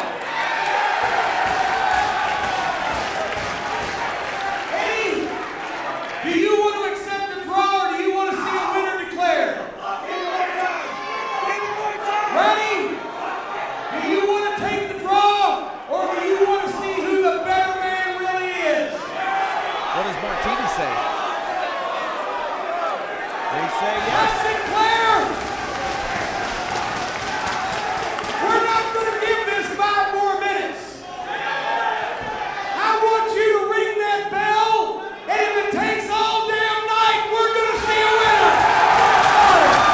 Well, that's about as fan-friendly as you get. Ring the bell, and it is now going to be one fall to a finish. It took 3 falls to get to this point. Actually, more than that, Iron Man. And now it's just like we're starting from scratch. Whoever can score the first $10 submission wins this contest. We are in sudden death overtime between Roderick Strong and Eddie Edwards here at Death Before Dishonor 9. And these two beaten and bruised warriors stare nose to nose at one another in the center of the ring. Who is the better man? Face to face, they come.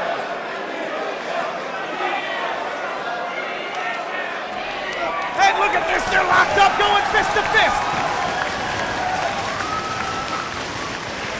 Just turning into a slugfest here. Big chop. And one in return.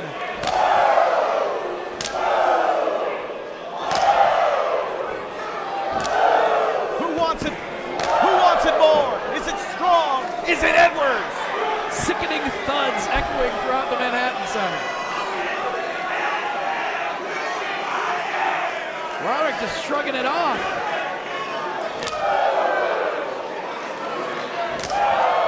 Each man daring the other to knock him down with a chop.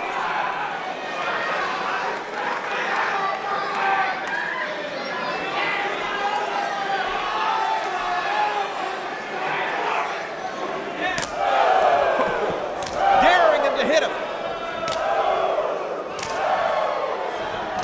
Ooh, knee strike from Roderick Strong, but Eddie's not on his feet. Super kick. Right in the jaw. Strong staggered back to the corner. Second one scores. Roderick's still on his feet.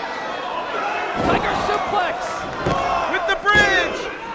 Oh! 2 3/4. Sinclair had a great view of Roderick's shoulders. Chop right across the back of the neck of the ear. Roderick kicks out. Brutality on display. Sudden death overtime continues here between Edwards and Roderick Strong. Going for the Achilles lock. Roderick trying to kick his way free. Kicks to the side of the head. Another knee strike. Ooh, sick kick! Turns him inside out! The movement led him to the title. This will do it! No! It will not do it. Eddie Edwards kicks out. Unreal.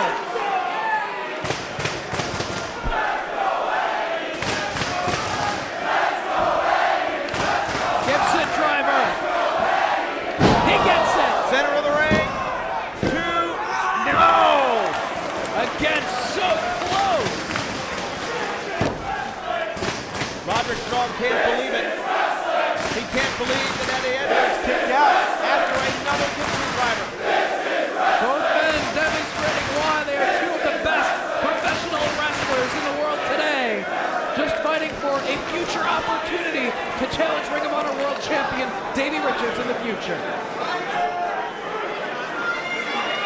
once again back in the neutral corner.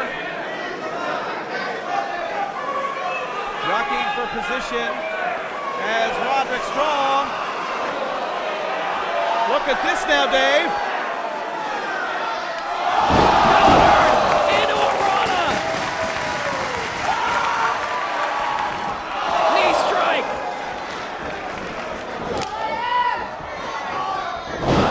Double knee gutbuster of his own. Sick kick. Can't go for a cover. It took all of his energy just to deliver that.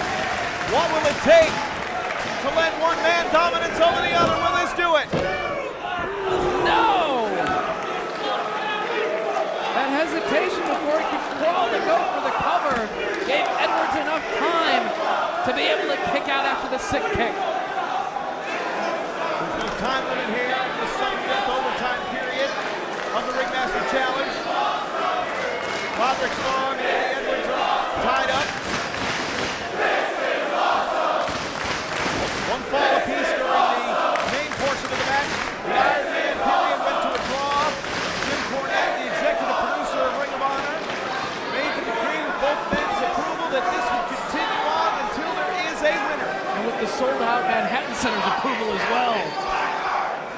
Oh. What could Roderick have in mind right here? Edwards trying to fight off whatever Roddy's going for. Perhaps a top rope Gibson driver. Grip of, oh my. He's going for it. He's got the underhook.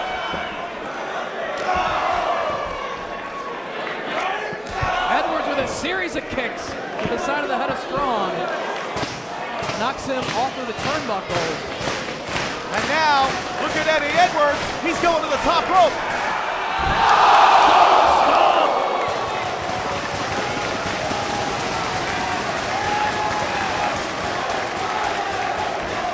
He may have connected with the arm of Roderick. He was punching that arm as he rolled back inside the ring. The bicep and chest with Roderick Strong. Double stomp across the back. Cover. No!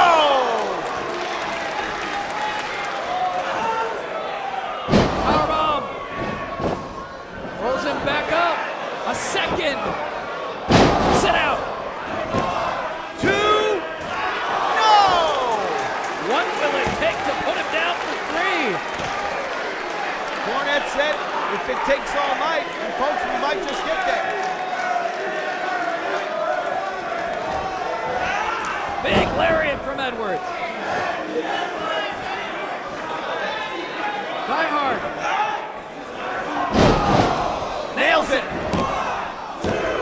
Got him! That's what it took!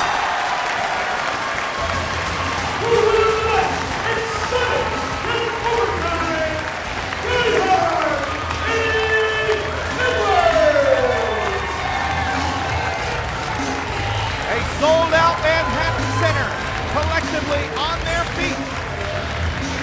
With great reverence for both athletes, for the physical display that they put forth here on this September night in New York City. Eddie Edwards victorious.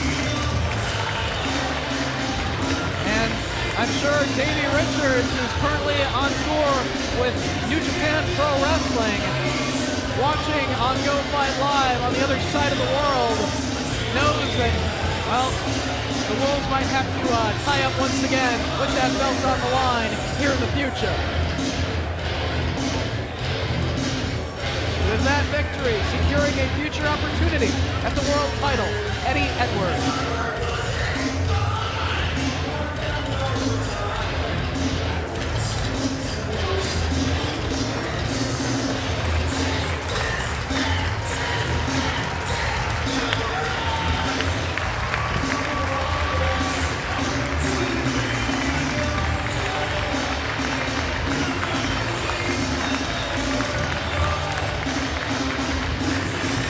Fantastic effort from both men.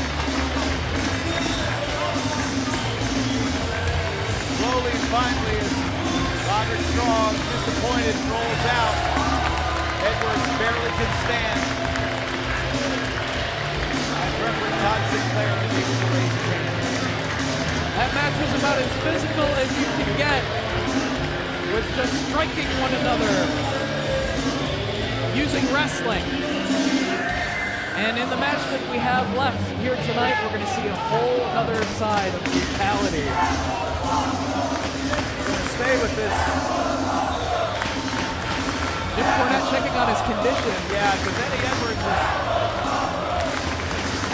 I mean, after a match like that, after that kind of brutality, he got his bell rung. Well, he gave everything that an athlete, that a human being possibly can. His resilience is world-renowned. Edwards bound and determined to pull himself up with no help from anyone else. I have a great deal of respect for Eddie Edwards, ladies and gentlemen. Once again, your winner, Eddie Edwards. He has earned everything he has received in his life and in his professional wrestling career. And now, he can think about a future Ring of Honor World title opportunity. Moving contest is your death before the summer man, main event. And it's World War III. In this match, the only way to obtain victory is for a team member to climb the top of the ladder and reach the contract above the ring. That contract is for a World Tag Team Championship match, November 19th in Chicago Ridge, Illinois.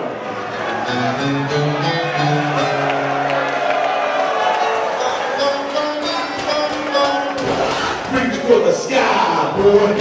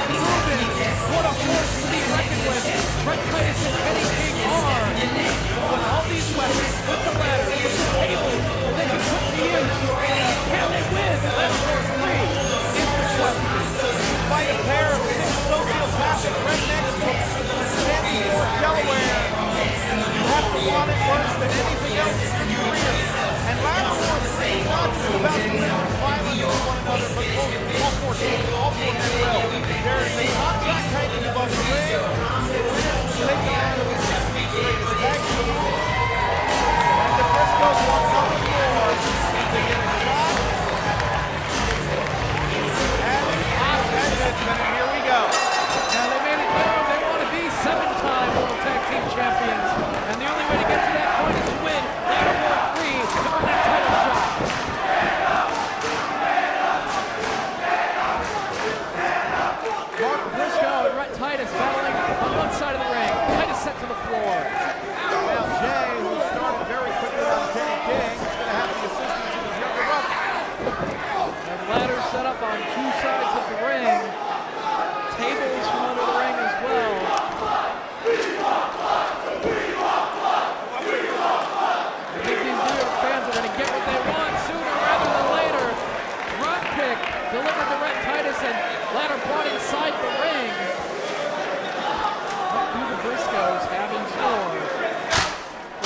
King. He's trying to fight his way out. Titus trying to find a grip behind us. Staggered back to his feet. And he tried to mount some offense right there, but shut right down by Jay Briscoe. Double deal into the ladder. No, blocked by Kenny King. Titus pulled Jay out to the floor, preventing him from delivering that field. Watch out. All four men now on the floor. Very dangerous situation here. They're battling right behind us. Kenny King thrown to the floor with great force. And Titus driven back first into the barricade on the other side of the ring. Again, Kenny King's head elevated into the barricade. Jay with the advantage. Titus sends him into the barricade. Briscoes with the advantage. Suplex on the floor.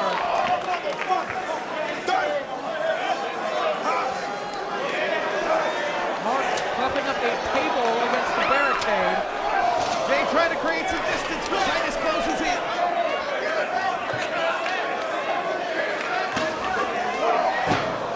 Right next to us with the chair. Chair across the back of Red Titus. There's action on both sides of the ring here. Kenny King has Mark Laid across the table. in a very dangerous. Ooh! Super kick. Jockeying for position. Who's going to go through this table here? Kenny King. Chopped up knees.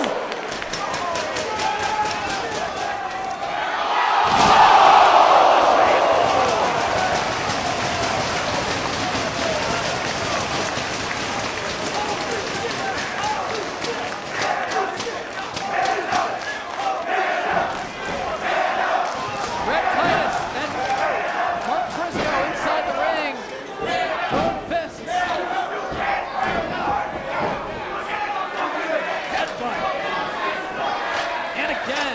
You remember if any team has tried to set up that ladder to begin the arduous climb to get the contract, it's been just about brutalizing your opponent. You have to make sure that your opponents can't stop you from climbing that ladder by wearing them down first. And this ladder tucked up between the ends of the ring and the barricade.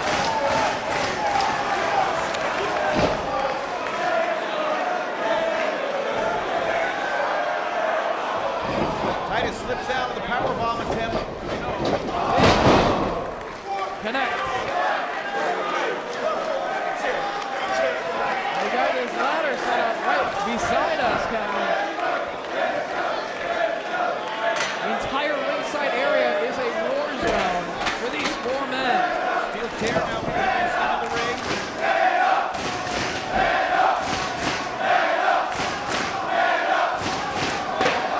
Throws that chair at Red Titus. And once again,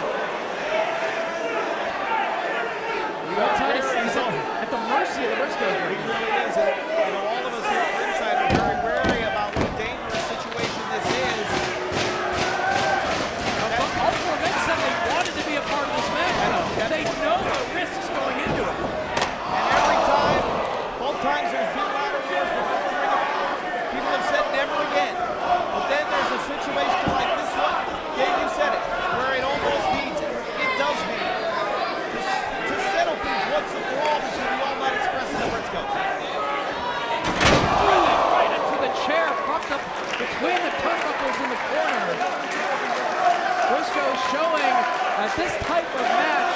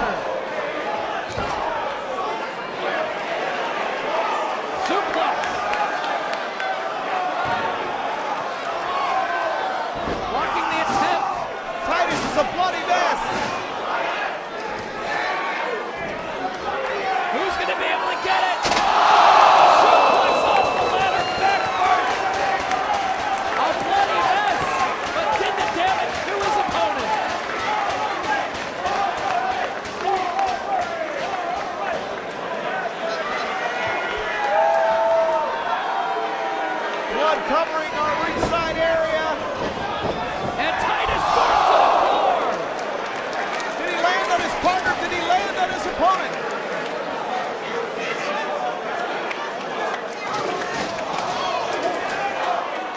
He's back on his feet.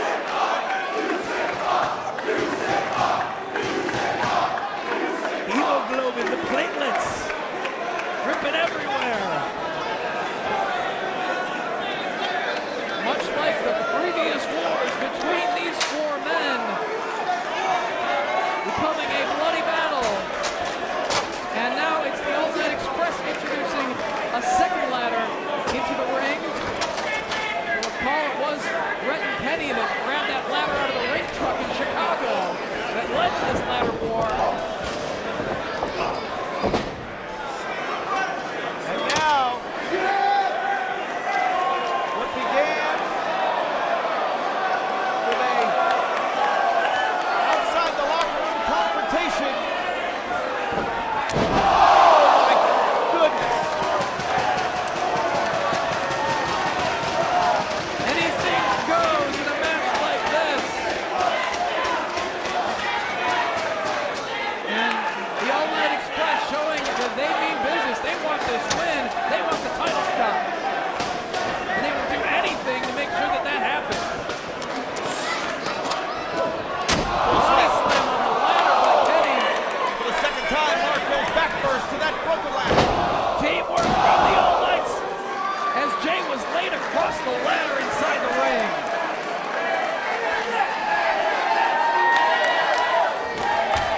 Look to the side of the head of Mark. He's still up. Knocked to the floor. Despite the blood loss, Red Titus has been able to fight through it. Kenny King with ladder in hand. What are they thinking here? Wrapped around his neck. Coming right at us, Dave. Into the ring post. And the ladder just jarring the neck. Sends Jay all the way to the floor. Mark on the other side of the ring, grabbing the remnants of that broken table. And uses it as a weapon as Kenny took that wrist and went to the floor. Axe handle off the apron by Red. Fighting right over our timekeeper's table.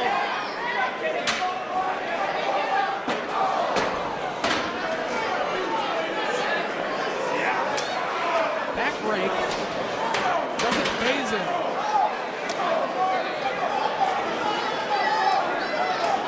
Repeated punches from Mark Briscoe. Into the barricade goes Rhett. Kenny King with part of that broken table across the back. And a chair launched at him by Mark. A kick by Titus as he continues to fight on. Jay Briscoe's been busted open now. And no one has yet to even try to climb a ladder to grab that contender's contract hanging above the ring.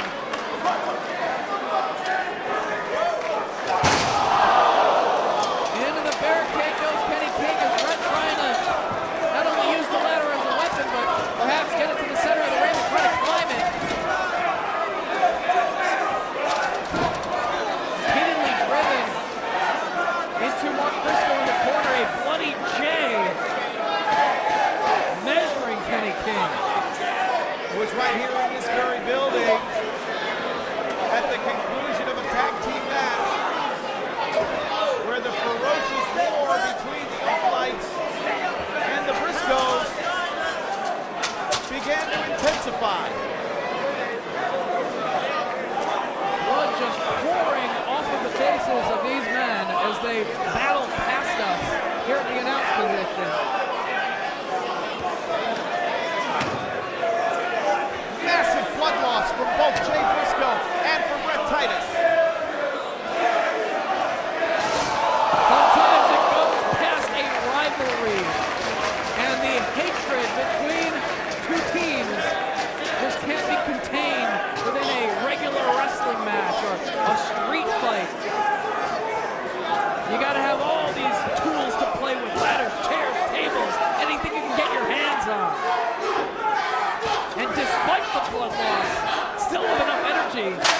a hold of this ladder. He's going to bring it out to the floor, it looks like.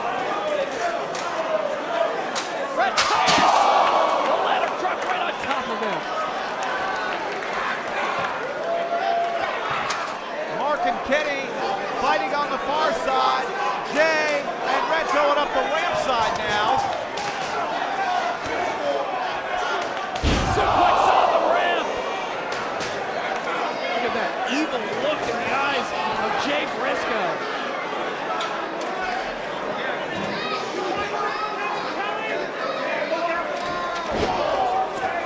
Mark with the advantage against Kenny King on the other side of the ring.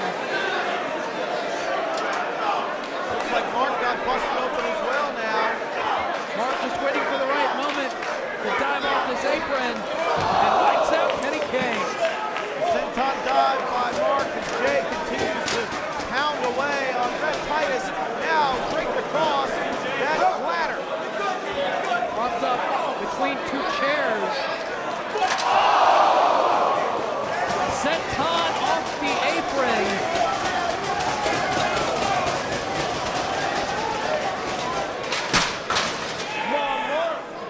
There is a reason why this is the third ladder war in ROH history and only 3. Because of the physical carnage that is happening right here before our eyes. And that first one was just as violent as this. And there's a reason why they said never again. But circumstances sometimes force you to change your mind. And all 4 of these men wanted this match, wanted this stipulation. Oh my goodness. Of Kenny King. Launching him over, head down.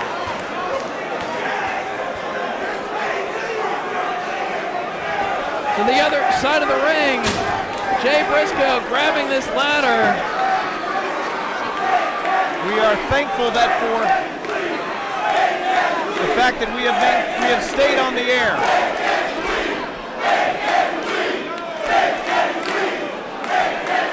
Well, the Briscoe supporters showing how sick they are. Hashtag Dev Boys.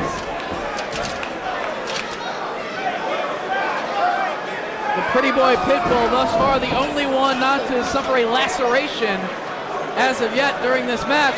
They're going for that double heel. Oh my God! Just launched into the ladder.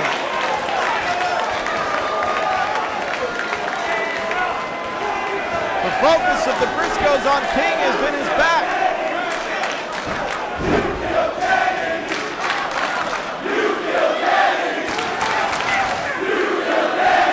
Chair launched in the ring by Mark Briscoe, and Jay just choking away as the blood pouring out of his head. It was a sickening camera shot, so is that. It's just carnage everywhere you look.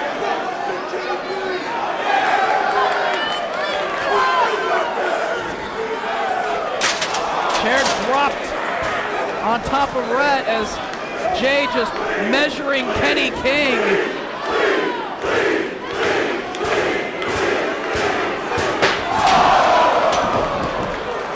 Kenny King, the chair just launched at him as the Briscoes keeping their eye on the other side of the ring.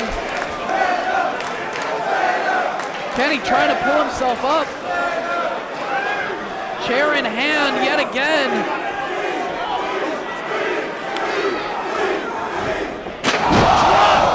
There is a kick right into the face of Kenny King. The chair. And now Red Titus is somehow able to fight his way back to his feet. How does he do it? Trying to continue to fight. I mean, they want to earn this title shot. They want to grab that contract. And the Briscoes just want to prove their domination in crazy matches like this, that they are the masters of the ladder war. To the floor went Mark Briscoe right there on top of Red Titus. There is so much blood around the ring.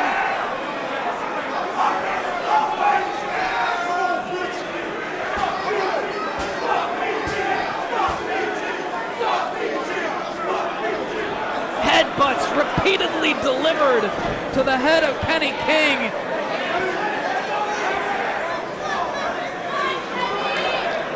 just holding him in position now.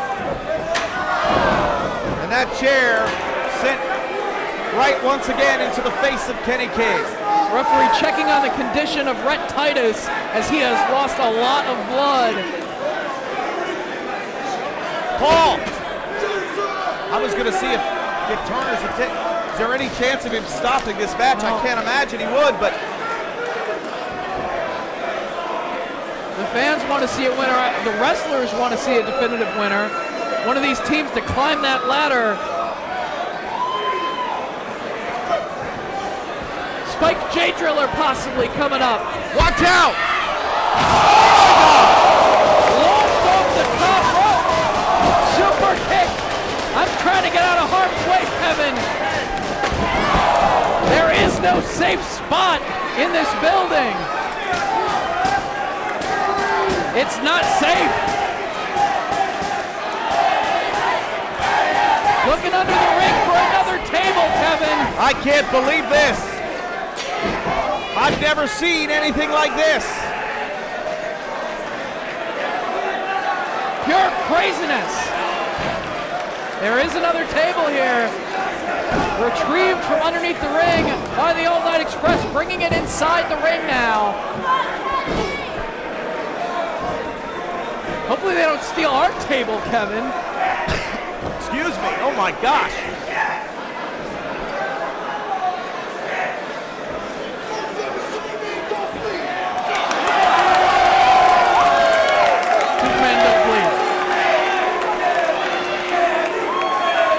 Table set up in the center of the ring by the All Night Express.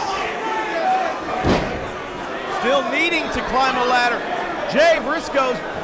Mark Briscoes' body through a table here on the floor, and now the same thing's going to happen to Jay in the center of the ring. Teamwork from the All Knights. Powerbomb blockbuster combination through the table. Despite all that, the precision for a springboard maneuver like that is incredible. Holy shit! Holy shit! Holy shit! Holy shit! Holy shit!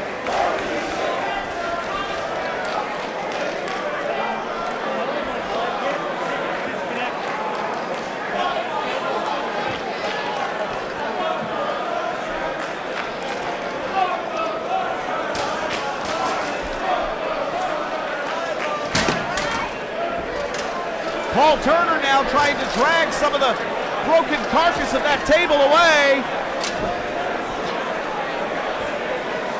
Are either of the ladders in any shape to climb? Well, that's a good question at this point. Because the only way that this thing ends is someone grabs that contract. Well, Rhett Titus with looks to be the only ladder that is in any climbing condition. Bringing that inside the ring. But are any of these combatants in climbing condition? They can barely stand. The fact that Kenny could springboard to hit that maneuver through the table was incredible. Big running boot in the corner by Rhett Titus.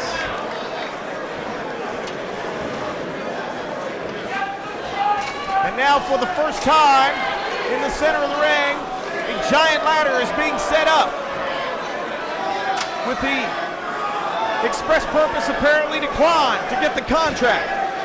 The Contenders contract for the World Tag Team titles. Both of the Briscoes down. Mark out on the floor. Jay slumped in the corner. The title shot within the grasp of the All Night Express as Rhett climbs this ladder. Mark now coming back. How does he do it after everything he's been through? Drop kicks the ladder and Titus tumbles down.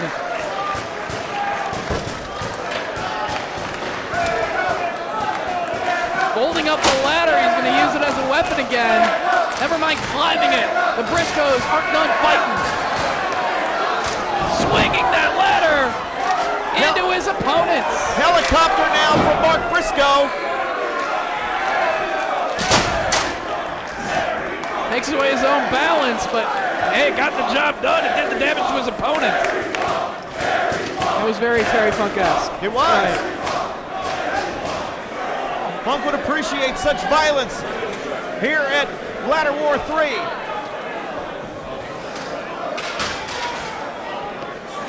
Looking under the ring for perhaps more weapons, maybe another table.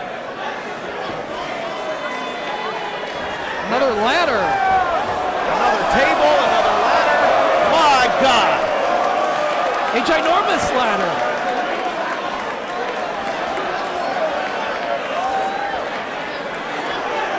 Hopefully we've got about 6 more under the ring just in case.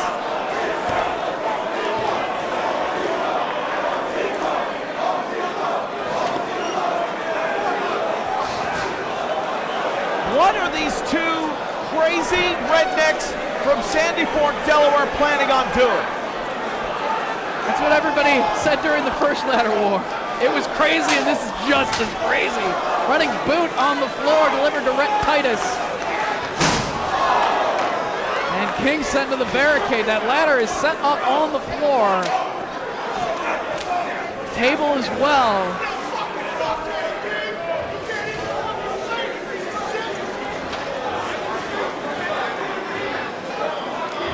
Grabbing hold of Rhett Titus. Jay Briscoe. Into the barricade, gonna put him on that table. I think everyone's thinking that right now. They'll take risks, especially Mark. Crazy Mark Briscoe will jump off anything. Rung after rung, higher and higher. He's eye to eye with the balcony seats at the Manhattan Center.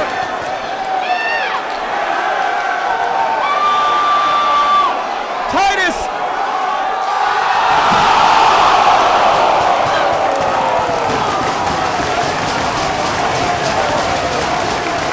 Mark Briscoe just crushes Rhett Titus.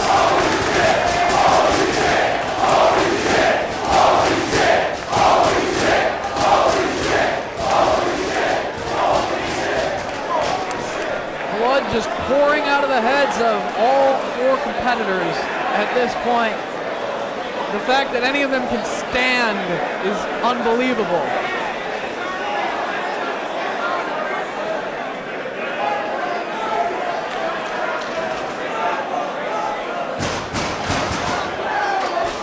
And this brought the All Night Express to this point because they decided to go in that ring truck, grab a ladder on the Briscoe. That's all it took. They wanted to play with ladders, and they're getting it right now.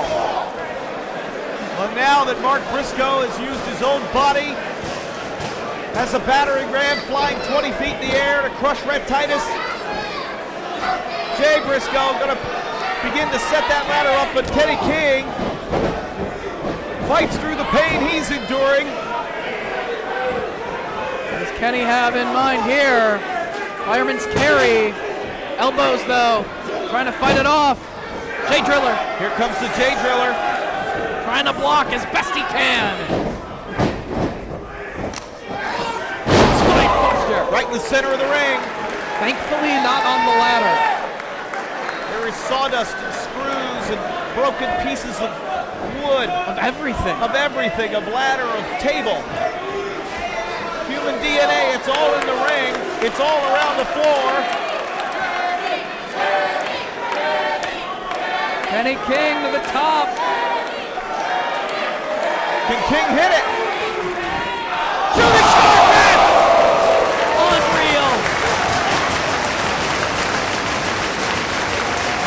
Did that do enough damage to Jay Briscoe to allow Kenny to set up the ladder and climb to grab that contract, though?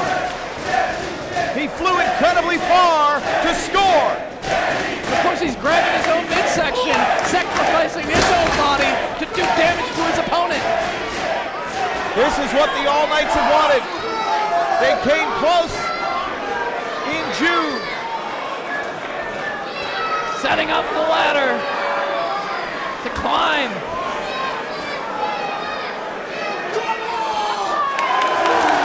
One more.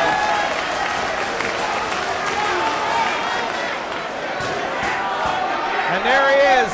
Ascending the ladder. Kenny King just a few steps away from getting that contender's contract. Jay Briscoe back on his feet. He's climbing on the other side of the ladder. The effects of the shooting star press have weakened Kenny King to the point where he can barely climb the ladder. Somehow Jay Briscoe is able to fight through all he's dealing with to try to prevent Kenny King from getting to that contract.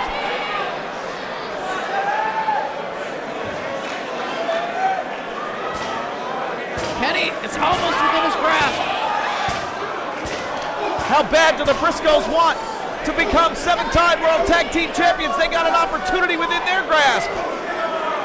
Oh my. Both men hanging on for dear life here. Oh. Series of shots from Kenny King.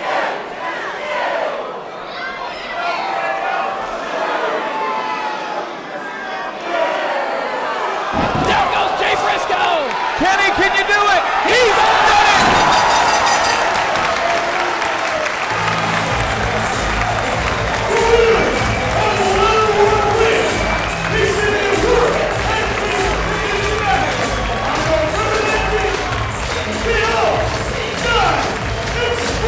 They said never again after the previous 2 ladder wars. I have a feeling they will say never again after this one. Absolutely. Absolutely. Such violence and bloodshed from these men for the sake of just getting a title shot, man. A title shot. That's what it's all about, the All-Night Express. And they are signing that contract with their opponent's blood, the All-Night Express. A&